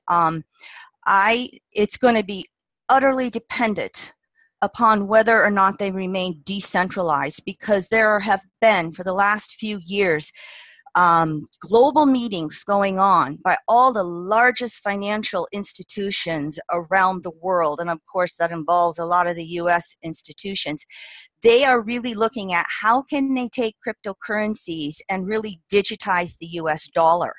And the cons or the downfalls about a cryptocurrency is the fact that if you have an entity in charge of it that is not decentralized, say you have a referee like a government, okay, they can turn the currencies on and off at will. Because a cryptocurrency, the blockchain technology, you only get to use it once. You never get to use it again.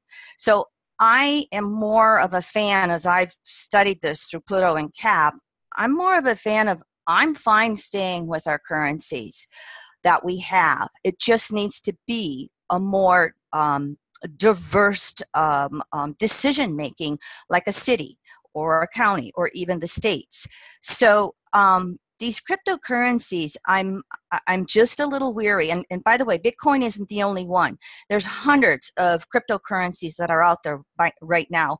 And the other thing is that with Uranus going into Taurus, cryptocurrencies use massive, massive amounts of mainframe computer energy.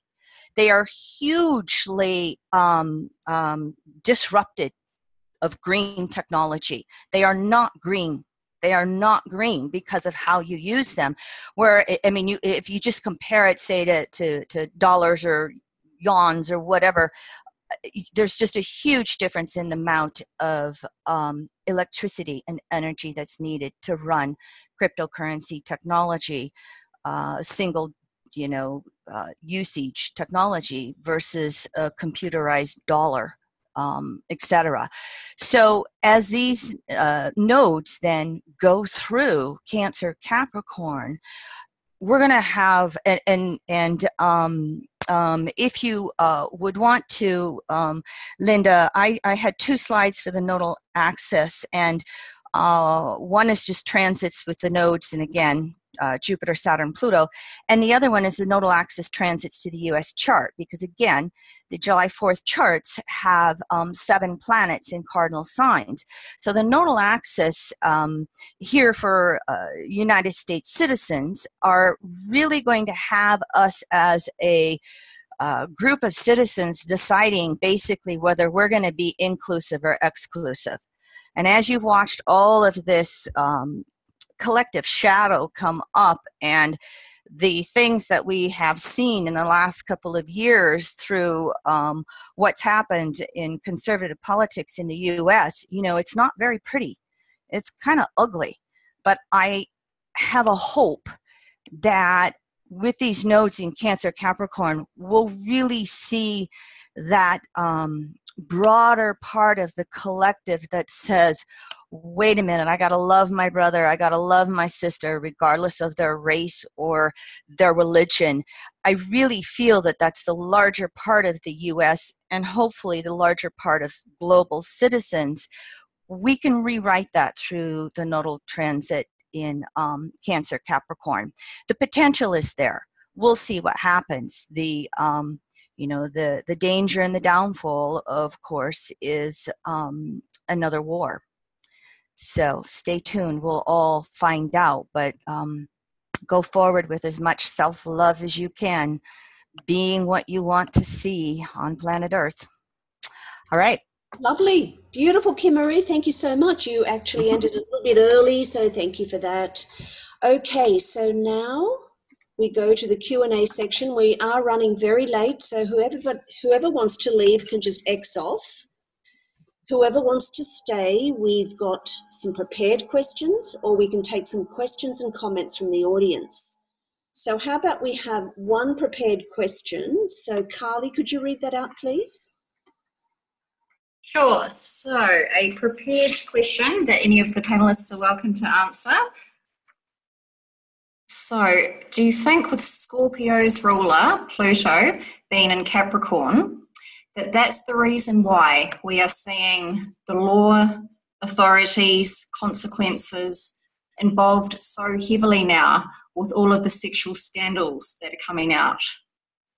So Pluto's Pluto's ruler Scorpio being in Capricorn, that is the reason why we are seeing those Capricorn authorities now becoming involved. Consequences are being paid. I'd like to answer just so I can clarify, because Gray, I was talking about the last quarter sextile and then the balsamic energy of Saturn. So yeah, for sure, Jupiter and Scorpio in this last quarter balsamic energy is stirring up trouble with sexuality, just like when Pluto went through Scorpio. For sure it is. That's all I need to say about it. Yeah, thanks, Tashi. Anyone else like to add to that? No? Okay, let's go to a question to be read by Wanda. Go ahead, Wanda. I was thinking with Chiron squaring all of the Capricorn planets, will that bring out the wounding from our warmongering and make a huge impact on the patriarchal status quo? Please unmute and anyone can answer this or anyone can comment. I'd be happy to give some comments on it. I definitely think so. And one of the larger backdrops that we need to keep in mind here is, regardless of the date, we are going through the ending of the Piscean age. And as Jeffrey Green's teachings would always say, when you have that shift of the ages, you go through a couple hundred years where the intent of the ending of the age is like a balsamic phase. It's the balsamic cycle of everything falling apart and needing to be resolved. And so, yes, we are, as a human consciousness, or maybe unconsciousness, we are all about trying to expose all these distortions of the patriarchy and move on from that. So Chiron in Aries can bring about the war with the distortions, or it can bring a lot of all these wounds to from the patriarchy into consciousness and allow us to work towards healing. So it's going to be written. We don't know yet. Did I answer your question? May I pick it up from? Actually, yeah. that was exactly right, and I think that just 30 seconds, my 2 cents is that I think with Chiron and Aries, what it feels like in relation to everything cardinal is that those of us men or women with heavy masculine tendencies will begin to face our own individual woundedness.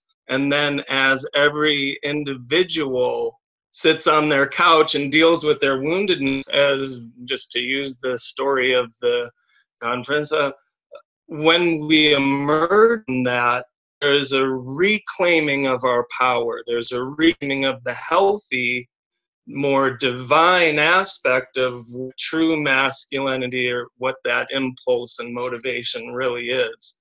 So I think no matter what is impending in the future, Yoda says it's always difficult to see. But I think when we engage either on the couch or in the world, to the degree we are engaging in healing that archetype within ourselves, then that's the way it works. That's the skipped step, if you will, from my opinion, if you will. So thanks. Thanks, Ryan. Yeah, go ahead. Yeah, of course. Go ahead. Great. I don't know if any of you have read the book called Letters from 500 or seen it. I highly recommend it. It's an amazing book, especially around this conversation that we're having right now. And one of the reasons why I wanted to also talk about this was for my own personal journey as well. When Chiron goes into Aries, it actually lands in my 4th house. And I know that my own soul's journey with Pluto in the 10th is to bring about a connection to the emotional body. And I have I grew up in a I know this is a little bit of a story, but I think that the men of the world with Chiron and Aries are invited to embrace their shame, their woundedness, their aggression, their violence within themselves from prior life dynamics, where there's been a massive amount of repression of emotions. And to also allow for the healing process within the masculine principle to occur, like on a huge scale. I mean, even more than the healing of the feminine principle, simply because once the masculine principle, or the man, comes into the world and begins to operate from a nurturing perspective versus and from a healed Capricorn sense where it's about protection, that's when I think there'll be a lot more safety for the feminine principle to actually come out and say, you know, there's like an honoring of boundaries. So we tend to have less feelings of like abuse, sexuality around that, boundaries not being honored. And like what Ryan was saying, that if the masculine principle, particularly the men, were able to and are able to step into that more softer sense of themselves, that they will actually see that it's not about, success is not driven through like trying to find the highest points in the world, but actually about growing flowers and nurturing and growing the flowers in a way, i.e. that the psyche is being nurtured in the same place. So we come back home to ourselves. I think the Gladiator film really, really captures it for me, where he realizes towards the end of the film that this killing and this murdering was really this mass distortion, and all he wanted to do was just go back home to tend for his family and his community, and to operate in a nourishing way, versus the more, I need to go out and find a job because my ego is conditioned to believe that that's what success is about. And that's what I really, really think with regards to the Chiron and Aries, to bring us back down to the healing. But how that gets triggered is a different story for us to become aware of that. Thanks, SＩmÖn. Would anyone like to respond to that? I do. Go ahead. Okay, like Kim Marie would say, a little tidbit, that Capricorn and, Saturn going into Capricorn and Uranus going into Taurus will be both feminine signs, like feminine in nature. And then we're going to have Chiron, which is the mediator or the integrator, in masculine signs. So it's going to help, hopefully, where we could balance our masculine and feminine in the world. Or that's what I just thought, that was a cool idea, you know, like a cool significance. Thanks, Lauren. Beautiful. So, Carlee, we have another question. Go ahead. Okay, so as Saturn is moving home to Capricorn, its ruling sign, I was wondering if this could be considered a return, like our solar returns. And if these returns give a sense of renewal to the planet, in this case being Saturn, and if the return chart can be interpreted as a roadmap ahead until the next return, so to speak, like our solar return charts. Yes, I think we have quite a few people nodding their heads. Would anyone like to answer that one?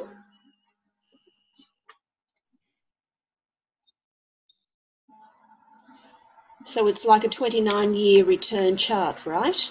Tashi, go ahead. Okay, if no one wants to answer, Ingress charts are laid down as blueprints where we're co-creating with God, in my opinion. Having studied them for decades now, each of these ingresses, and really the ones that I know best, are the solar ingresses over the cardinal points. If you put your chart outside of that on a bi-wheel, or a chart of a client, or a chart of a country, or a chart of an event, you will see correlations, and you will begin to understand that this is a map, and you'll begin to know as a daemon soul how to use that map to actually co-create your reality. It is the way to learn to do that. It is absolutely essential for astrologers, and I guess because it's our roadmap, it's our tool. So yes. Thanks, Tashi, yes, and very powerful. Thank you. Wanda, go ahead. Since Chiron in Aries is coming behind what I like to call the shake-up, shakedown, and trauma of the transit of Uranus in Aries, especially for those who want to go back to the quote-unquote good old days, do you see further wounding with Chiron and Aries. And I'm kind of specifically looking at possible intergenerational warfare.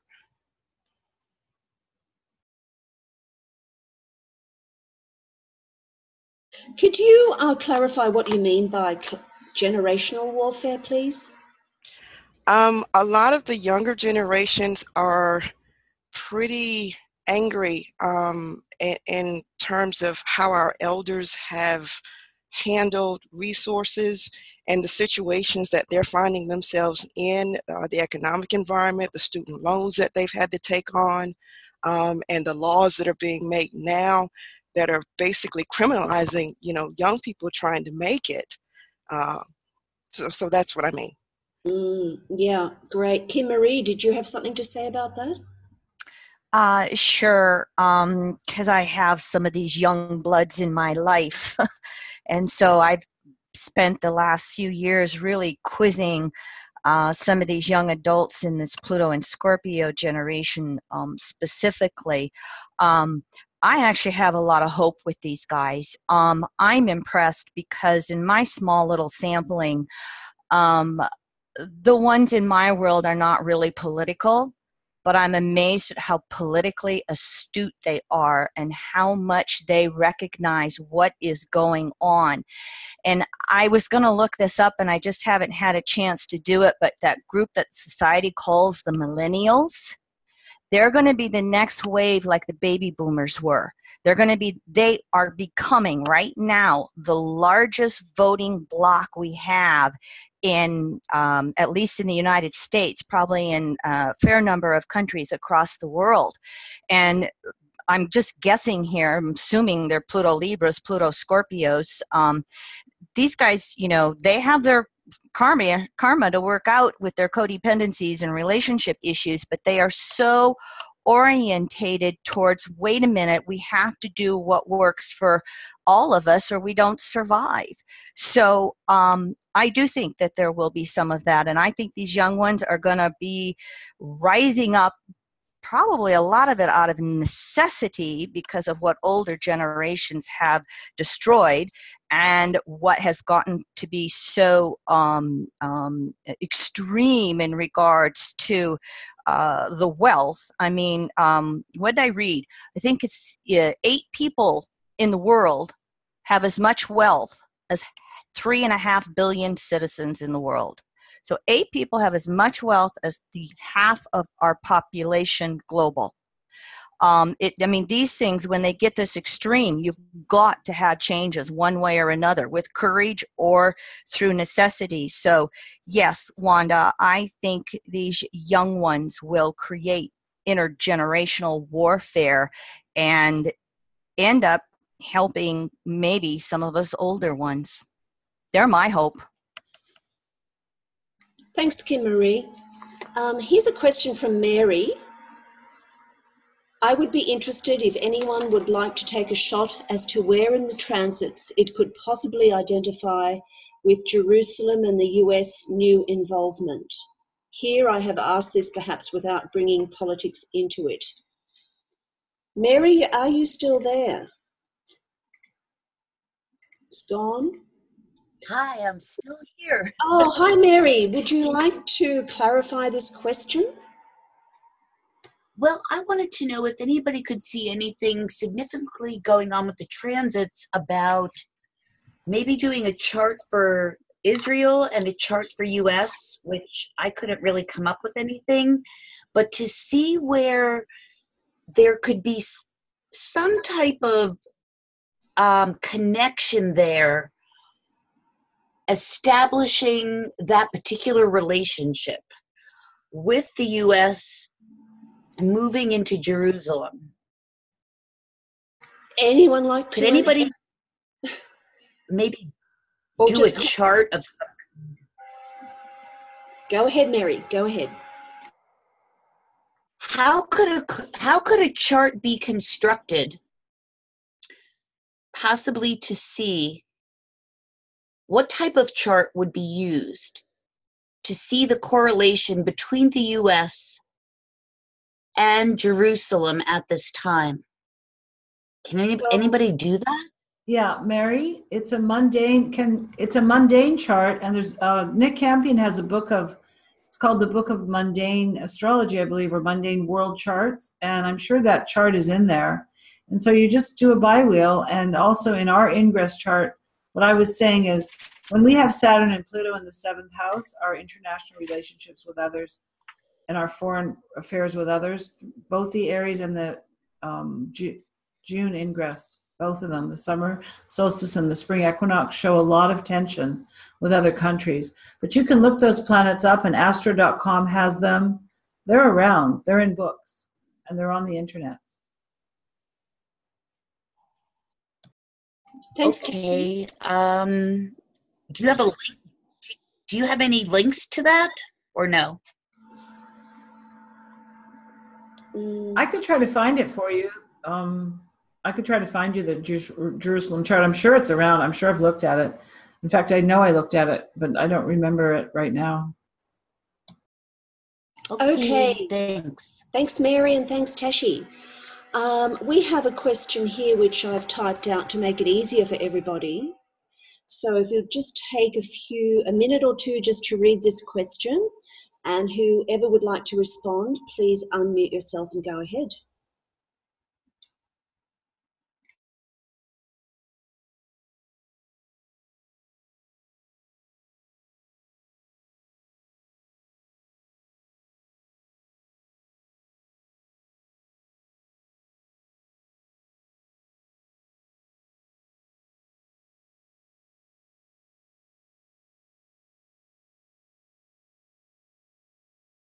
Anyone like to give it a go?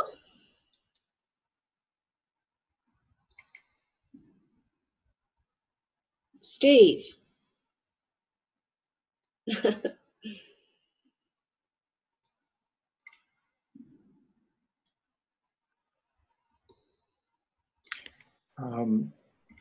I don't think I have a comment on that one. Okay, Steve, thanks. Anyone else? SÍmÖn?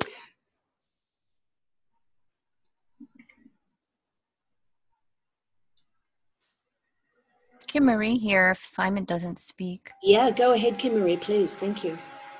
I'm going off of memory, but doesn't Donald Trump have a Mercury-Saturn conjunction in the early 20s, like 23 degrees, 26 degrees Cancer, if I'm remembering correctly? So, the first thing that's flashing for me is this could be another one of those eclipses that could be impactful on his chart. And I've always looked at that Mercury-Saturn conjunction in his chart as that blood loyalty that he has to get from everybody. And of course, it could bring in the family members. So it's possible by next July that there could be some things going on between him and his family members in regards to, of course, the whole Russia influencing election. And it could also bring up some money matters in regards to the family, which I think is probably one of the main things that has been going on. I wonder if Trump hasn't, done money laundering for the Russians. He has property in Florida that he has bought and within a few years, sold it to the Russians for 4 or 5 times the price that he bought it for. Real estate is one of the easiest ways to do money laundering.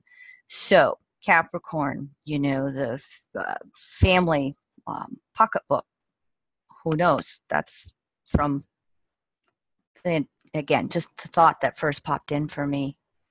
Thanks, Kim-Marie. Very interesting.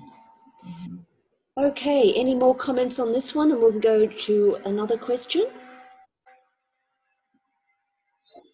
Okay, we have a question here from Wei, and she asks, what are the panelists' thoughts on transiting Uranus in Taurus, square the nodes in Leo Aquarius, all at 0 degrees, exact in November 2018? So we're going to have some temporary skip steps. Then Uranus goes retrograde into Aries, squaring the nodes in Cancer Capricorn on the same day. She finds that interesting.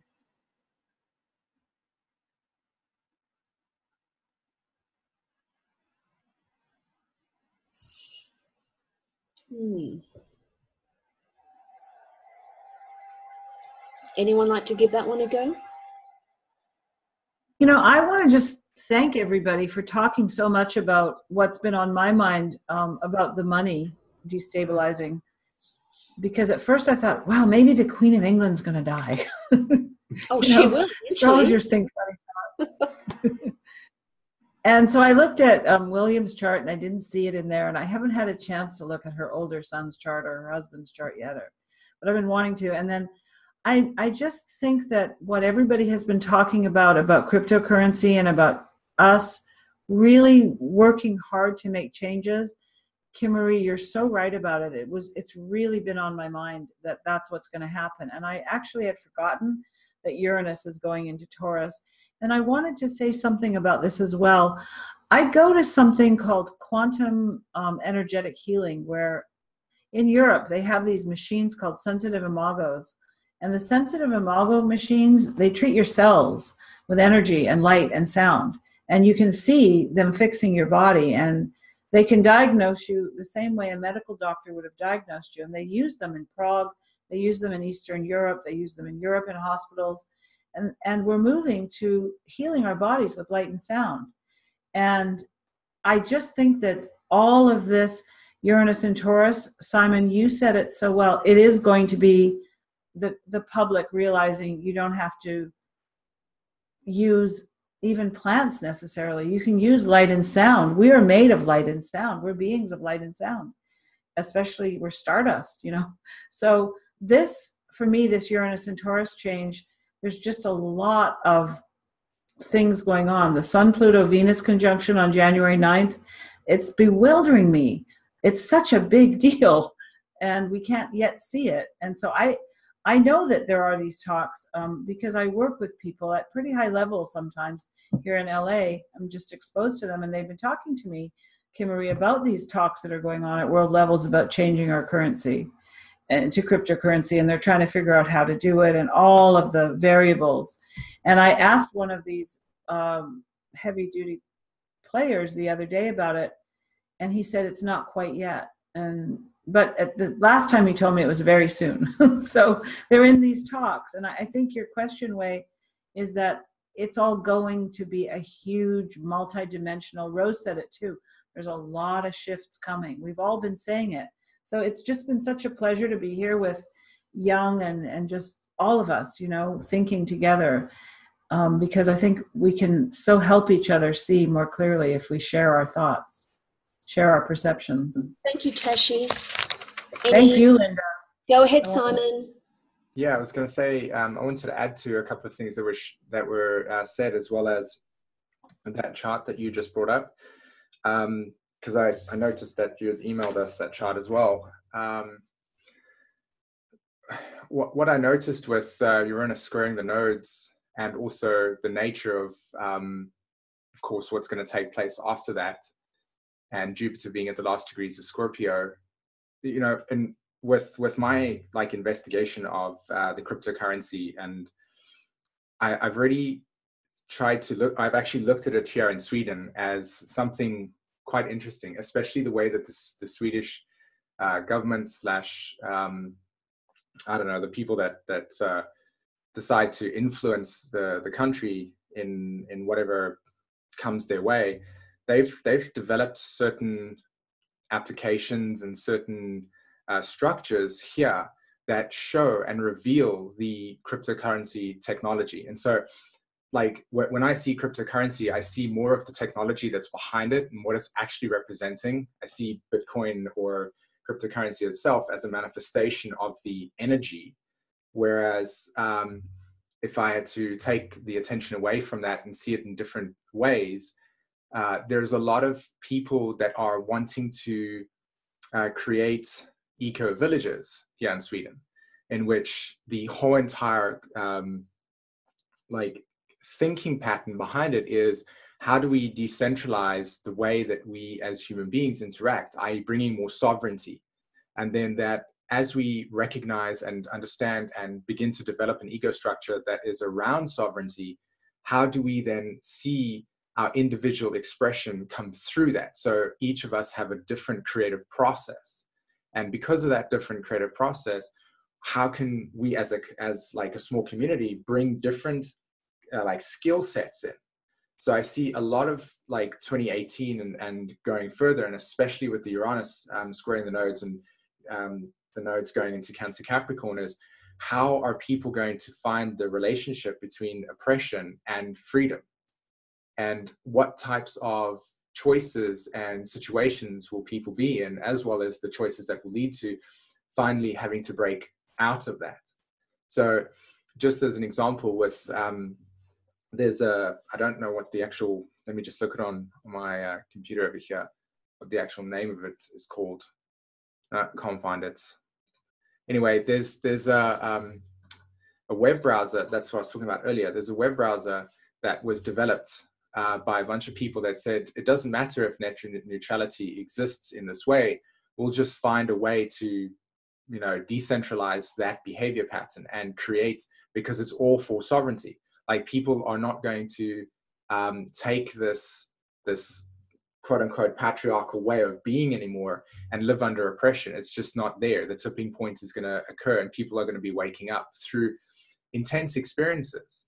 And even people around me that I've like observed that have had experiences where people have died or something traumatic has happened to them, and that have woken them up to a reality of deeper levels of compassion and empathy and realization of emotions that have not necessarily been available to them because of them being in the rat race and having their minds rule their lives versus more heart-centered behavior. And I think with that Uranus square, it's going to create the dynamic of when the energy will be available for people to switch between, okay, what is humanitarian, what is our sovereignty, versus still living in the past dynamics of life not really moving through them, you know, being able to feel fulfilled, particularly around fulfillment. Yeah, so just my 2 cents there again. Thank you, SＩmÖn. Anyone else like to respond? I'll just say something really quick. I just got out my ephemeris and I hadn't actually looked at that before. Something else going on right at that exact same time besides Jupiter about to go into Sagittarius. Like SImÖn mentioned, that's actually the end of the Venus retrograde in Libra. So Venus is going to be preparing to station direct in Libra, basically opposing Uranus and Aries right at the same time the nodes switch into Cancer and Capricorn. So we're gonna come out of the Venus retrograde in Libra. Basically, then it'll create an opposite Uranus and Aries, squaring the nodes.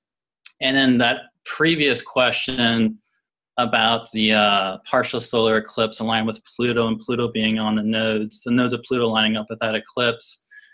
The subsequent, and at that period, Mars is retrograde in Aquarius, and then there's a really powerful lunar eclipse that unleashes into, that's basically aligned with Mars.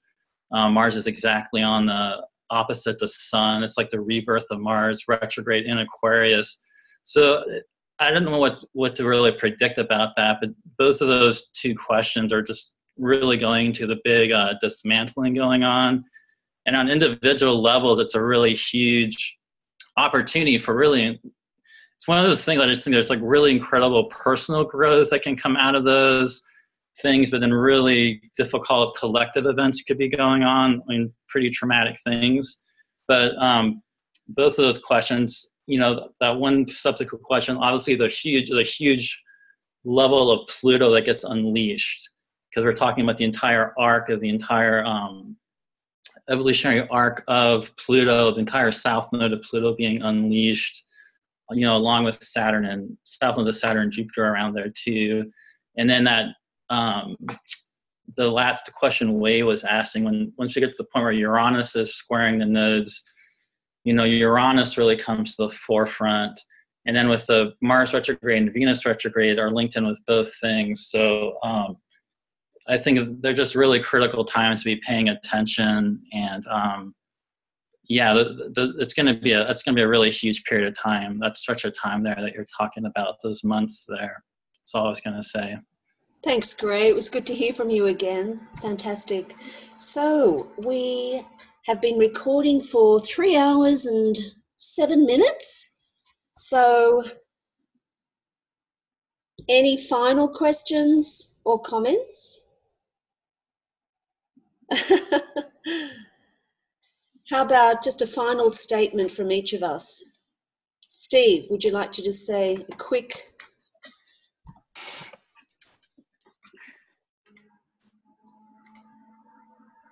Oops.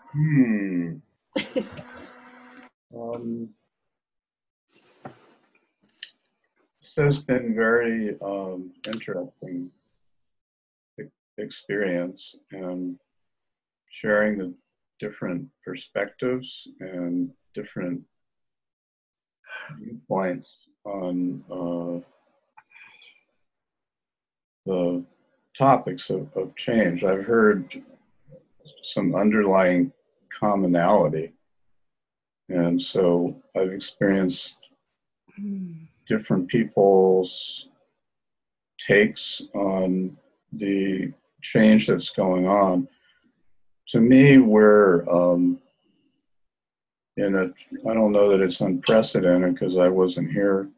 I don't remember a few thousand years ago, but we are clearly in a time of vast acceleration and of a step up. And that is also going to create the opposite reaction, because change of that extent is uncomfortable and often scary for most people.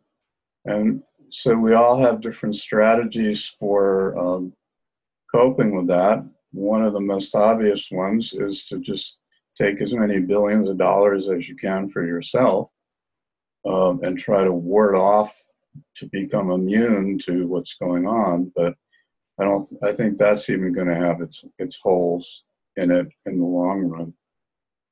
My perspective over the last few years has been realizing that no matter what is happening in anyone's life, it is exactly what their soul needs. Whether it feels great, whether it feels horrible, it's exactly what we need. It's not a punishment. It's the next step in our evolution. It's the most effective and efficient way for my soul, anyone's soul, to get the message, so to speak, of what comes next.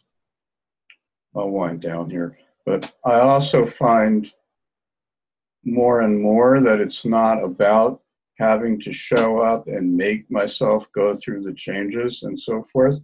In other words, we may think we're driving the process. I am realizing we're not driving the process. The process is driving us. We're not going to wake up one iota sooner or later than is in the script, so to speak, for us to wake up. And we don't even have to pay attention, because if we don't pay attention, various things will happen in my life. And it doesn't mean I'm failing. The final thing I want to say is really learning. One of the wisest and kindest thoughts that I have that has come in for me of late is that we cannot and should not want to move one iota faster than our heart, one iota faster than the slowest and most hurt and most afraid part of ourself, because we need to bring the whole entire package. We need to integrate. We need to love all the parts of ourself, including the ones we think are not worthy of love. And that's the journey that we're on, and that is where humanity is going. And those of us that are aware of this now have a resource that will be able to help and speak into the pain and growth of a whole lot of people. That's my perspective. Thank you.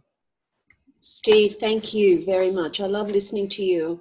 So I think this really does bring us to the end of this panel discussion, Astrological Overview for 2018. I'd like to thank all our speakers today, all wonderful evolutionary astrologers who've committed their time and astrological expertise to this event. Carlee? So yes, we hope you've enjoyed this event and have received some invaluable insights and tips for navigating the energies of 2018. This video will be made available shortly on Facebook and on YouTube, and from YouTube is where you'll be able to share it freely anywhere. Okay, we'll be taking a holiday break for 3 weeks, and we will resume our EA Zoom meetings on Thursday, January 11th, 2018, with hundreds of new and exciting astro topics. From all of us here at EA Zoom meetings, we'd like to wish you all a very happy Christmas and a wonderful New Year 2018. Thank you, everybody. Bye for now. Unmuting you all now, and you can all say goodbye. Thank you, everyone. Thank you, everybody. Thank you, Marie. Thank you, Steve. That was a Thanks, everybody. I gotta go stoke the fire and go turn in the sheep and pull down the hatchet. And It was great to have you, Ryan. You can go to bed now, you guys. Thank you so much, Tashi. Thanks, all. SΥmµN. Lauren. Thanks, Kim. Carlee and Wanda, thank you so much for your assistance. And Mary, thank you. Carolyn and Marie. And all the best everybody. to everybody. Thank you. Bye, beautiful people. Bye. Thanks, Lauren. Love you all. Bye. Love you all. Bye.